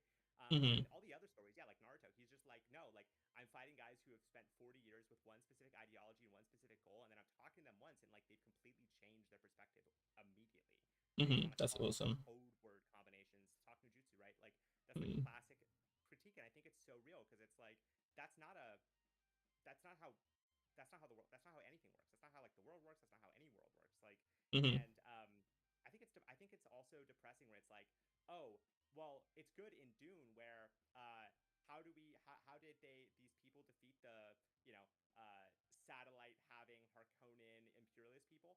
Well, all they needed was the God King descendant of a 78 generation breeding program, Mm-hmm. magical worms that simultaneously control the most important resource in the world, but Mm-hmm. also allow you to see time, but also are indestructible to any conventional type of weapon, and that the Mm-hmm. chosen one is able to harness. So as long as we have something like that in the real world, I think we're good. Mm-hmm. That's actually so funny that that's your takeaway from Dune, because Yeah, my mom read it to me as a kid. mhm. I like Dune. Right. Yes. But I'm Mm, curious about what mhm, Dune is, mhm, where I mean, like Leto Atreides, okay, Leto the second, like mhm, yeah, much more interesting character, I think. His run, mhm, much more interesting. But I think, and then the problems with Revolution as a whole, because it ends up failing, all that sort of stuff. But then it's like, okay, but even the possibility of Revolution, we're so outmatched, mhm. just from a basic resource perspective. And then when you notice these stories, it's like, no, but luckily Ichigo is the synthesis of all the different bloodlines and also endowed with extra levels of power. Oh, luckily Naruto is the reincarnation of the descendant of the actual god of Sage of Six Paths. I don't know what you're talking about. He's Himself. just an underdog. The fuck are you talking about? Yeah, he's Rock Lee. And that's why everyone Rock Lee. wants Rock Lee to be Yeah, bigger. That's why yeah. everyone wants Rock That's Lee to be that's bigger. actually a true understanding of when people say favorite character, yeah, it's always Rock Lee because he upholds the many of the would you call it, sort of core principles of why Naruto was appealing in the first place, which is random bum basically is able to completely challenge all these other idiots with just one ability of only what do you call it, taijutsu, physical, yeah, Yeah, and that's hard where work, perseverance. Luffy, and like that's Hmm. I think Rock Lee is basically Luffy in a lot of ways because it's like you look at how he's also like he's like, oh, I'm in the fucking like poison dark evil forest, like kids are dying around me, I gotta go help save this other team that like Hmm. one of the guys hates me Hmm. and I have no connection to, and I just met the other day. Like he has this element of like wanting to protect people that extends beyond whether he's friends with them or not, Hmm. and I think people like that. But then it's like the problem with characters like that is they're so one dimensional and they're so stupid and they're so minimal. They don't grow. They don't become other things because they're so good already. They're so perfect already. Like Rock Lee is the best friend. He's the hardest worker. He's the Hmm. nicest guy. They So could have what does he challenged him do? where he works, where he has to work so hard in over to overcome his deficit that he becomes injured, and then Tsunade is like, oh yeah, no, she's just like the best medical ninja, and so she can cure him. Oh my god. He should have had to live with the fact that now he's disabled, and that's a massive challenge for him as a character because now his whole identity and the way he wants to help is through this physical way. But no, hard work could actually, because you're coming, so the people that don't have those resources, and so they burn themselves out because it's like, oh yeah, hard work's gonna solve all my things, and that's a critique of that, and they could have done that, but Kishimoto of course just goes, oh yeah, you're healed now because he cucked us. So yeah, there is so much of this where I think it's when I talk to EXE, I sort of got this vibe of he wanted to see things with power dynamics. Specifically, he liked the royal power dynamics of, oh, one person is really high above another person, and I think there is I wonder if these two things are connected, where the main character being revealed to be the descendant of all these different lineages. I think I want Oh, the I rightful heir. mhm. Yeah, the rightful The yeah, Targaryen vampire, right? Aegon Targaryen, whatever it is. The fucking yes. um right. I think people find that hard where it's not even in a sexual way, but I put Attractive. yeah, they are attracted to these characters where it's like, oh, they're actually important, where they are putting credence to these to these systems where which are so antithetical to why these characters were meant to be interesting in the first place. Yes. They were interesting because they were outside of those systems, and they were challenging those systems. But why is it that they can't realize that the fact that they're the secret blah blah blah and they have all these secret powers blah blah blah? Why is it that you're turned on by that when that's completely antithetical to why they were interested in the first place? What the fuck is going on here? Why are you attracted to these things? um I think those two things are connected, where when they see these characters, and they get a boner over Wow. wow, And yes. that's what it is with Aaron too, because people are all about this, like all of these mysteries. So many of the mysteries people have with anime and how they answer it is a matter of like how in the connected end the character is righteous and like rightfully acting liking what they're doing. I think that's part of why people didn't like Attack on Titan how it ended, because it wasn't like kind of like, this doesn't seem like this guy was very righteous at all in the end. Like, Mm-hmm. pretty fucked up evil guy. Like at the end, like they didn't like that because it's like in the end, Never even watched the ending. yeah, just the rumbling, just the genocide he inflicted, the 90 Uh-huh. kill rate. Oh wow. Oh, you succeeded. Oh, that's funny. Yeah. So Oh, it's that's. like, but it's like people didn't like that. I'm like, Mhm. huh. I'm like, because I'm not like I don't know. I didn't. There's a lot of things I had a problem with Attack on Titan, but just from a Mhm. thematic perspective and examination of like what people wanted from it, I Mhm. think they were let down because it didn't end up being the case that he was like going to create a prince, like the perfect prince, by fucking that one blonde girl and like having a baby, and that he was going to be the king and that guy was going to be the prince or some bullshit like that. Like that was like Mhm. that like type of quote unquote happy ending. I think that is Mhm. what people want from so many of these stories. Actually, that's funny because and this is why I think I'm actually very critical of the season 8 hate of Game of Thrones, just because that's not when it got bad, but also hearing the critiques of them of season 8, a lot of them I just don't agree with. Fundamentally. I think they're wrong. I think people don't like the fact that Jamie got back with Cersei for the reason is that they don't want the character to end up like that. But now in the books, you I think it just makes sense if he would. I think it makes perfect sense if he would. I think it would, just because this is It's what so I see.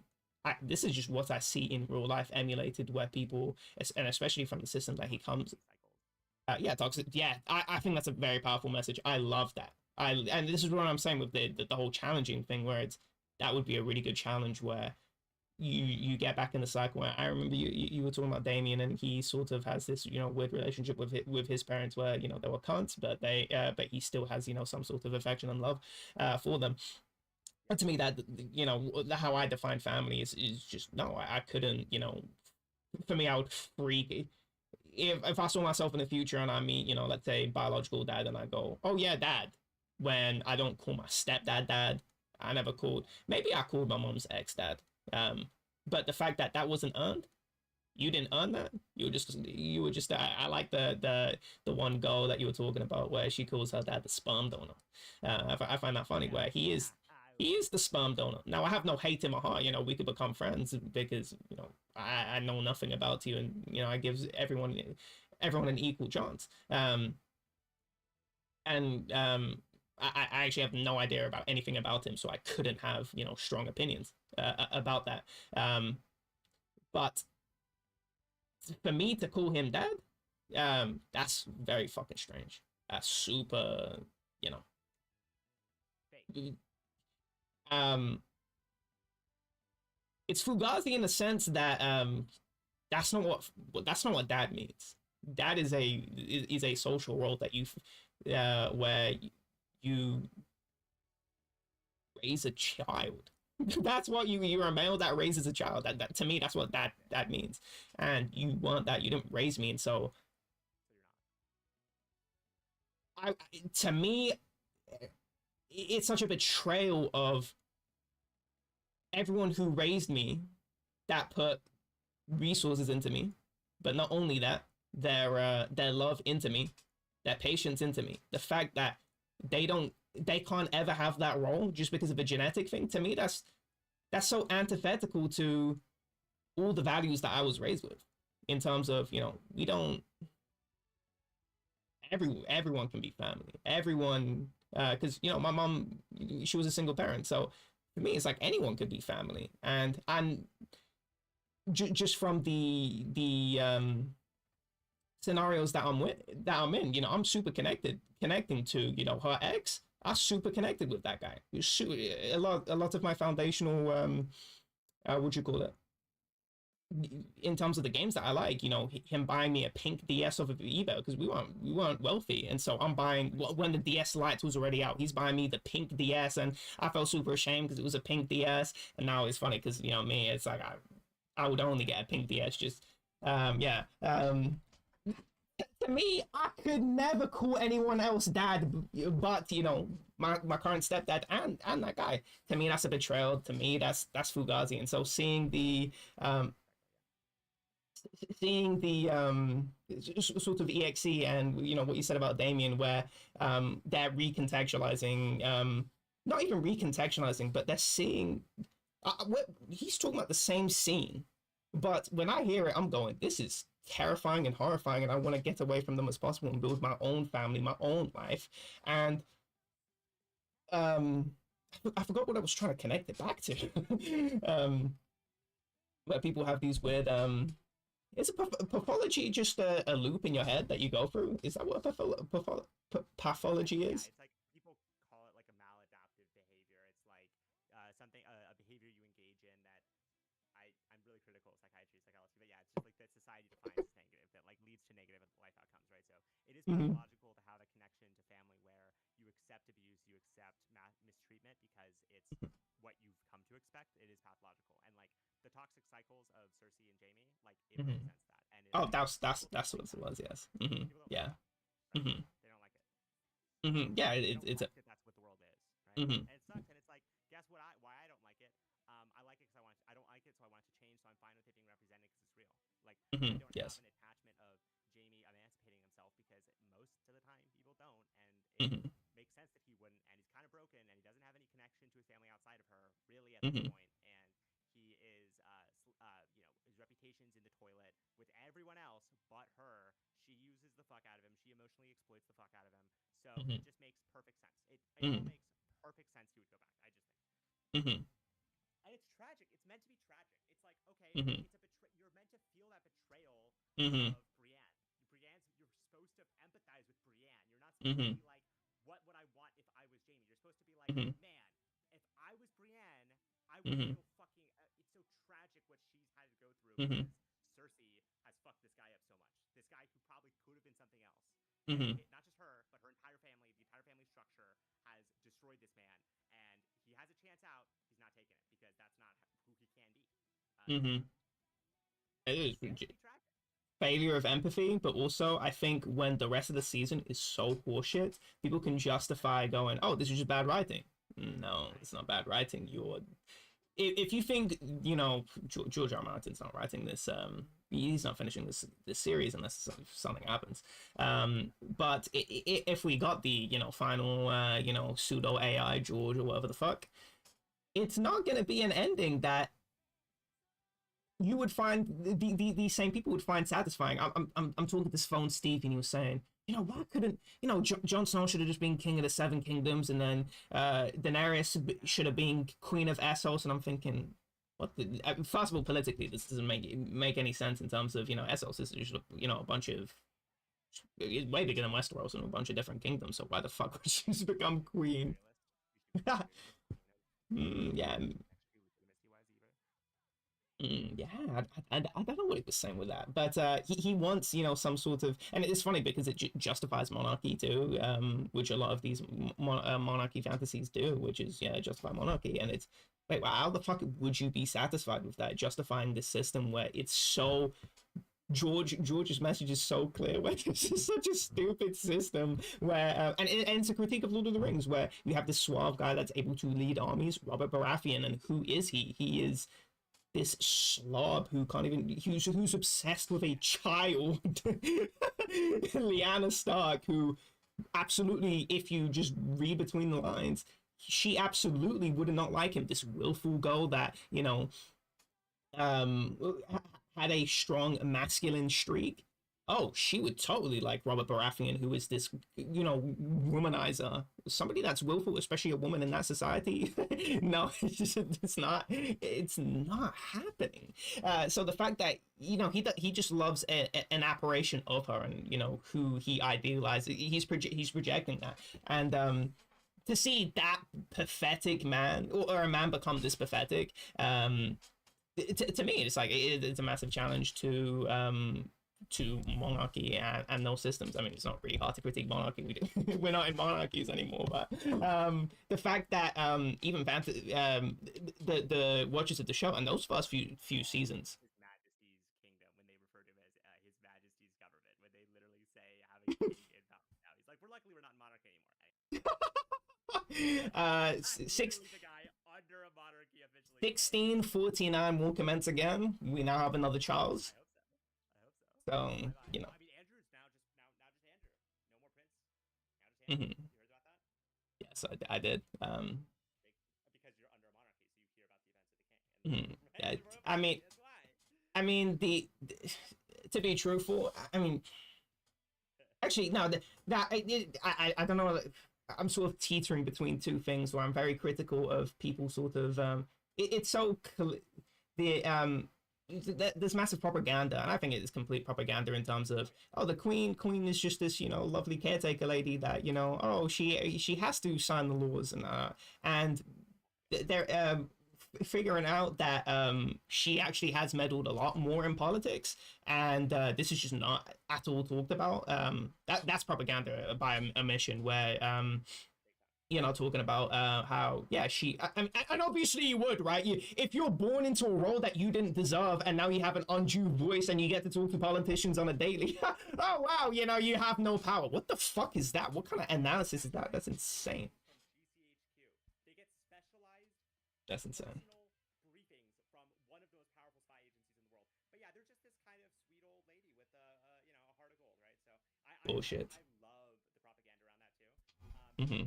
I didn't realize how much of this is people wanting the fairy tale ending. Like I didn't realize that the fairy tale ending never stopped. The Prince Charming, the happily ever after, like that's just so deep in people.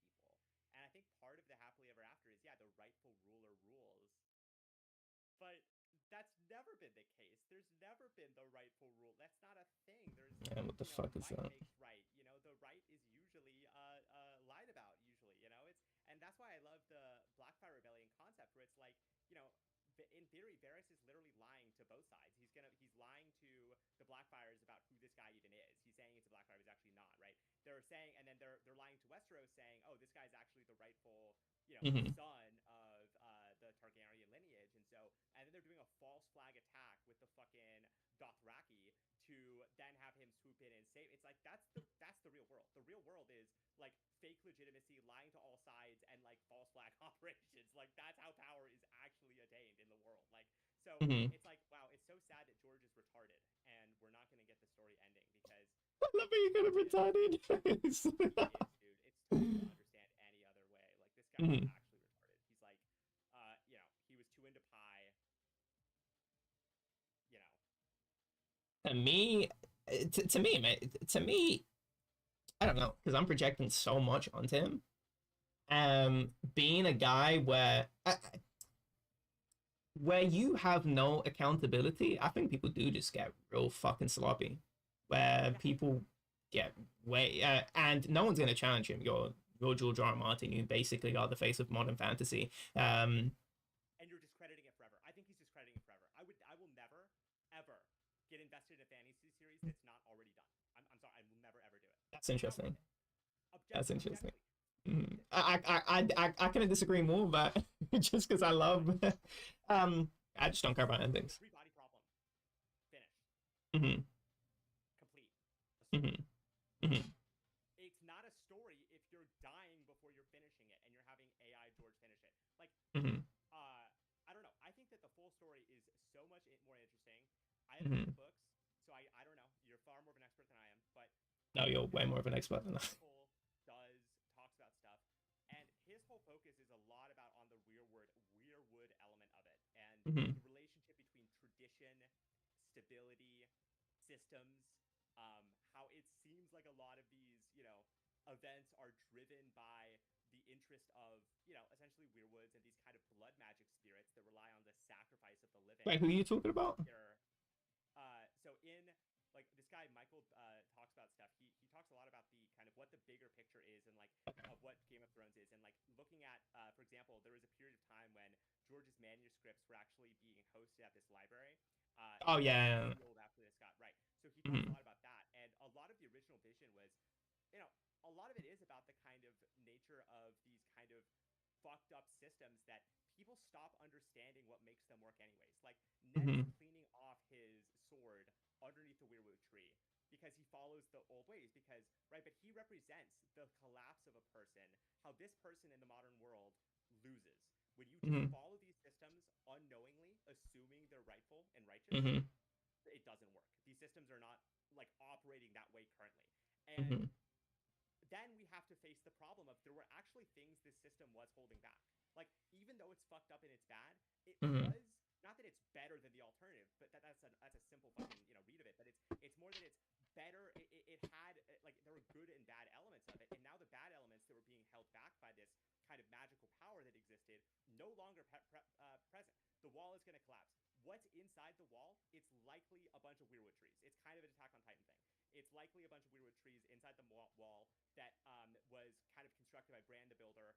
It's very likely that Bran the Builder is Bran Stark going back in time through that kind of shit, and like so it's like, Mhm. and then a lot of the things that happen are the product of these animals intervening. Like, why does Jon Snow become the on the wall? Like, why does he become the Lord The Commander? Ravens. The Raven. Well, why Yeah. did the Raven? What was the Raven?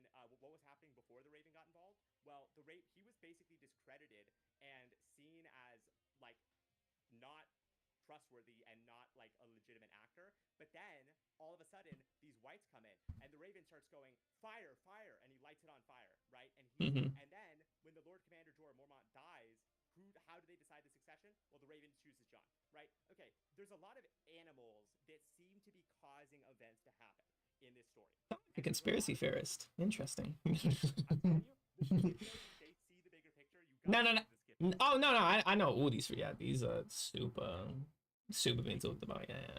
Oh yeah. So the bigger picture though is it's about this clash of cycle and rebirth. If you look at Elden Ring, I think it is. There's maybe not, but there's the world tree.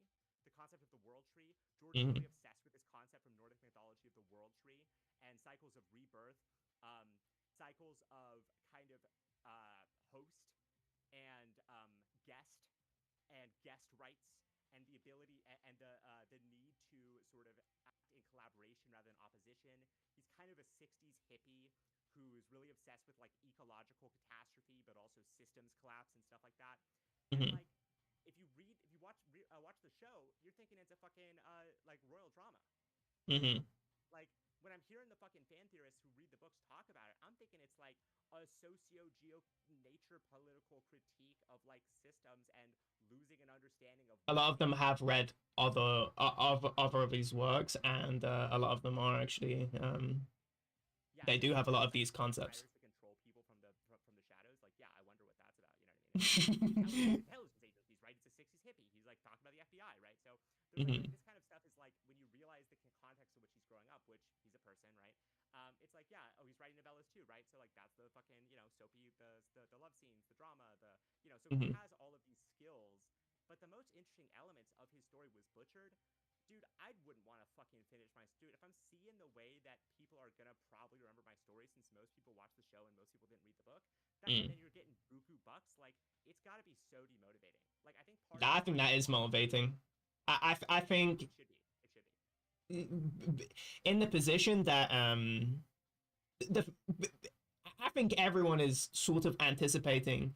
You've never had anticipation for a book ever, like it is with George R. R. Martin's. Well, I don't know. I have no idea. I'd Not even close. Not even close. No.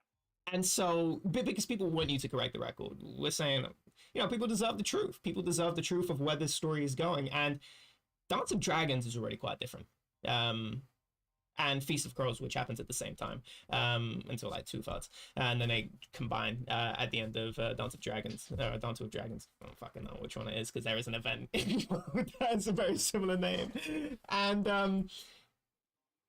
that's already diverged the story quite a bit. And so, Sure. and there are sample chapters of the Winds of Winter, and when you, Yes. even if you read those, I think when you read the Forsaken chapter, if any sort of normie is like, oh, what's George, what's Winds of Winter, and you read this chapter, it's wait, this is who Euron Greyjoy is, one of the most interesting characters, I think. Where Those two. and um for me, it's not even about the sadism where he is sort of the final boss of, oh, Ramsey is so, people were fawning over Ramsey, who's fucking like random side character. Who the fuck cares about Ramsey? This guy is fucking random. And then you have Euron, who is actually these, cruelty final boss. But the way, especially in a medieval story or a medieval sort of esque story where you have a guy that has such a strange view on religion, and the way he utilizes it as a tool distinctly is quite off of how all the other characters visualize religion. And that's what I've not heard anyone sort of mention that part in terms of his, well, people acknowledge his view of religion, but not in terms of, this actually makes him quite distinct from everyone else. And that's super different than how she approached religion, where she sees herself as a servant of these powers, even though she herself is like very powerful. It's like he sees mm-hmm, himself as basically tapping into things as like a sort of, I'm a pull a lever type thing. He's thinking of it mm-hmm, like as a, yes, yeah, it's a technology which is, when people give so much credence to the Lord of Light, where it's, oh, he can bring people back, or it, or whatever the fuck, I don't know, they whatever it is, yeah. and it's, wait, why would that why is it the Lord of Light? How do you know it's doing, people are claiming that it's the Lord of Light, but how do you actually know? You're on, Candles, right? That's what Michael talks about too. He's like, a lot of this stuff is definitely like, these glass candles far away, basically, lying and deceiving these actors into thinking they're serving gods that they're not. Like that's like mm-hmm. what's taking Oh, the place. glass candles concept is so interesting. I think it's definitely one of, Especially mm-hmm, the way the fucking maesters relate to it. That's one of favorite things in all of Game of Thrones and all of storytelling, is my understanding of how maesters are instructed to try to light a glass candle to prove that magic works. yes, I was gonna talk about that. Then you have Maester, I think Marwyn the Mage, who Mm-hmm. he has a fucking lit candle, right? And so what's going on here, right?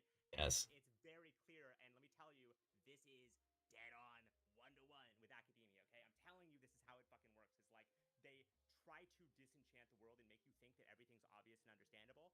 But then you Mm-hmm. come across a couple academics that are raising questions, and you're like, yeah, wait, damn, actually, what is going on with that? And then it's like, there aren't any answers outside of this guy kind of speculating on it, right?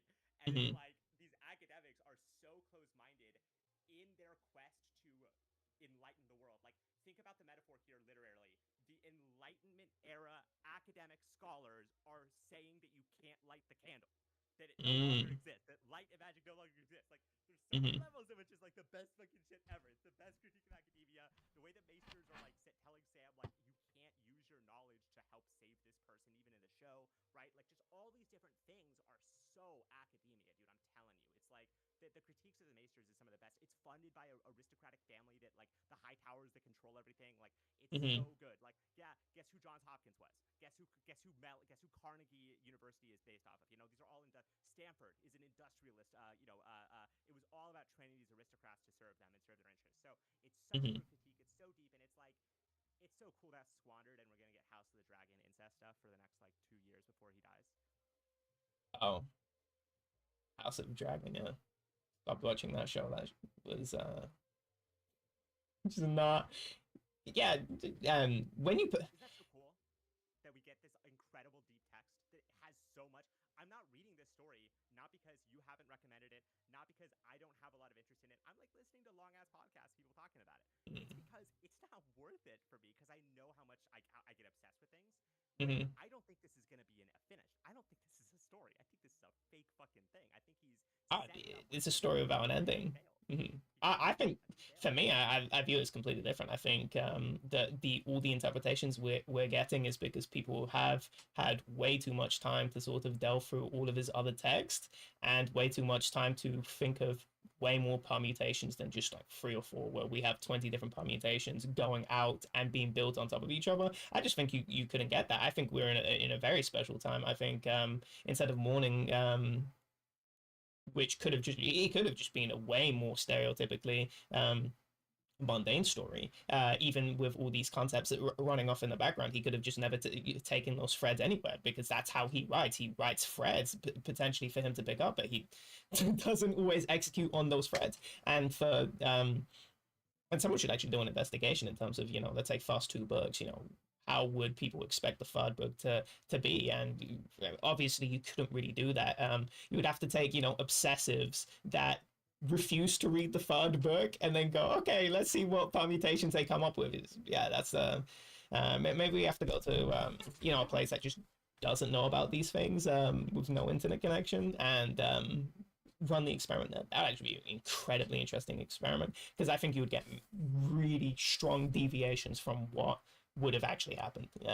What actually does happen in a Storm of Swords, and I think this may, this may be the best thing that happens.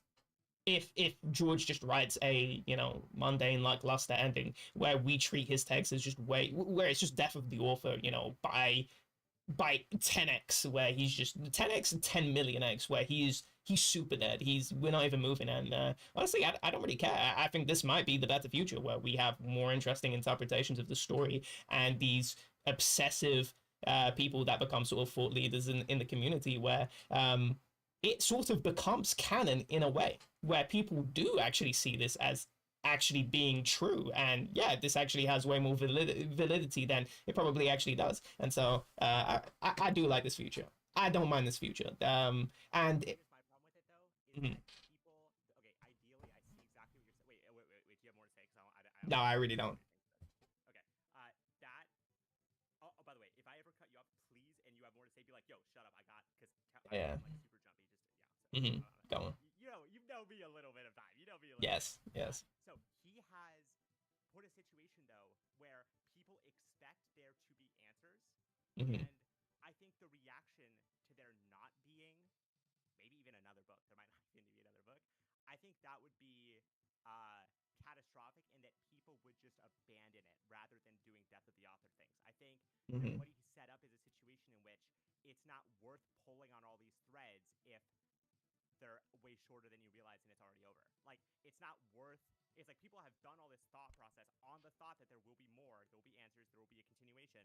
If Uh-huh. there isn't, then it's like I don't know if it goes further. Like that's what I'm worried about. It's like there needs to at least be one more book that is like quality, that is high quality, that really pushes the story further.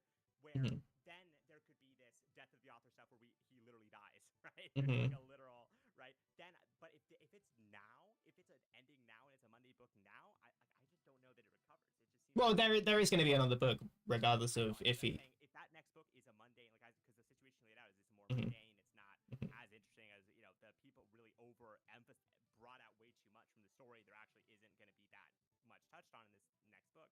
Then if it's limited in the ways it might be, then I think the death of the author is also the death of the series because it's not going to be something people take up and interpret because it's not worth it because there's other stuff to talk about. So I think Mhm. that's one of the problems is like he's set up a situation where he needs to at least continue it if he wants to give the fandom and the speculation for another 10 years. But Mhm. if he doesn't hit with his next book, as you're saying, it's one of the most anticipated works of literature in history. It's like Mhm. it's I mean, there's a scene in this movie of prisoners making different demands to the guards. They like take over the prison. It's 2017, and Mhm. they're like, another thing, you gotta add the next Game of Thrones book to the library. And they're basically it's like a scene where the warden's like, it George R. R. Martin has actually not completed this book.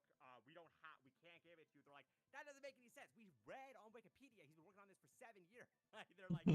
Nah, you're lying. You're just too cheap to buy the book. It's like a whole meta. It's like a whole like meta joke, right? But Yeah. it's like, no, it's definitely the most anticipated book ever. He needs to knock it out of the fucking park. It's way Mhm. harder for him to do so given all these fan speculations and the way they've elucidated his theories. Mhm. And it's possible that he might not give enough fuel to Mhm. keep the fire going. But Mhm. if he does, I will love that. I will be very happy if he does that. It's funny that you say the fans because he's actually not competing with the show because the show is so easy to surpass that he already has with already what we've seen But from he's it. got fans, and Oh they're yeah, for like, sure. Yeah, yeah, 100%. that's the And that's. he's reading a lot of this fucking fan shit. He's He like, says he doesn't. yeah, which he would say what he does because he does, like for sure. And like, I I don't don't know. know. I Just hope he because doesn't. just because to have access to this, you would need to be on the internet, and he uses his own contemporary bullshit. He has a blog, right? Yeah, he has a blog, and who's writing the blog for him. But what I'd argue is that good Mm. point. But I would argue that that's not fair. But I would say that he also goes to a lot of conferences and conventions where people ask him questions And he just has other people that use the internet that right. are going to give him either, even if he doesn't even know that they're they're coming from the internet. He could just be, because people talk about stuff, Well, stuff yeah, they and see. people Yeah. are writing on the internet because they're also people in real life. Like the people that Hmm. are hyper on Game of Thrones Reddit, like Flair posting on Game of Thrones Reddit, they are going to the conventions and asking the questions. So I think it's the Mm. same people too. Like I would say.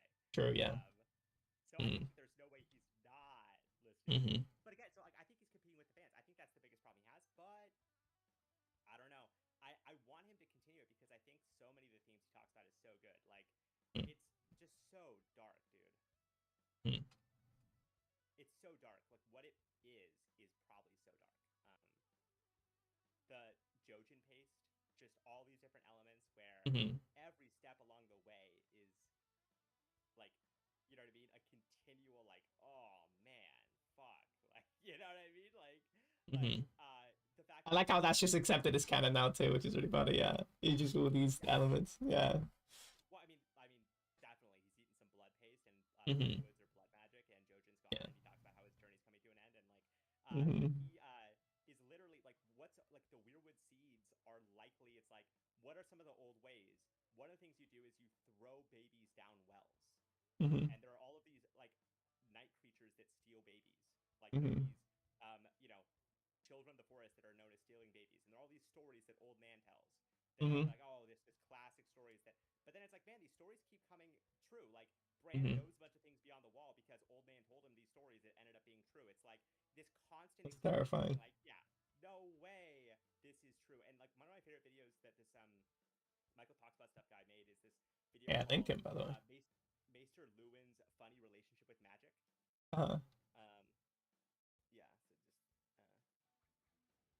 but I gotta go get dinner. Hmm. I'm getting knocked on the door, so I will. Fuck, I was gonna say I'll talk to something. you. Yeah, I'll No, save it listen, next listen. time. I got like 5 more minutes at least. I can stall 5 minutes easily. Yeah, because it kind of went out of my head when you said that. I was like, oh I'm so fuck. sorry. I'm so sorry. Just I'm sorry. repress that. It was something.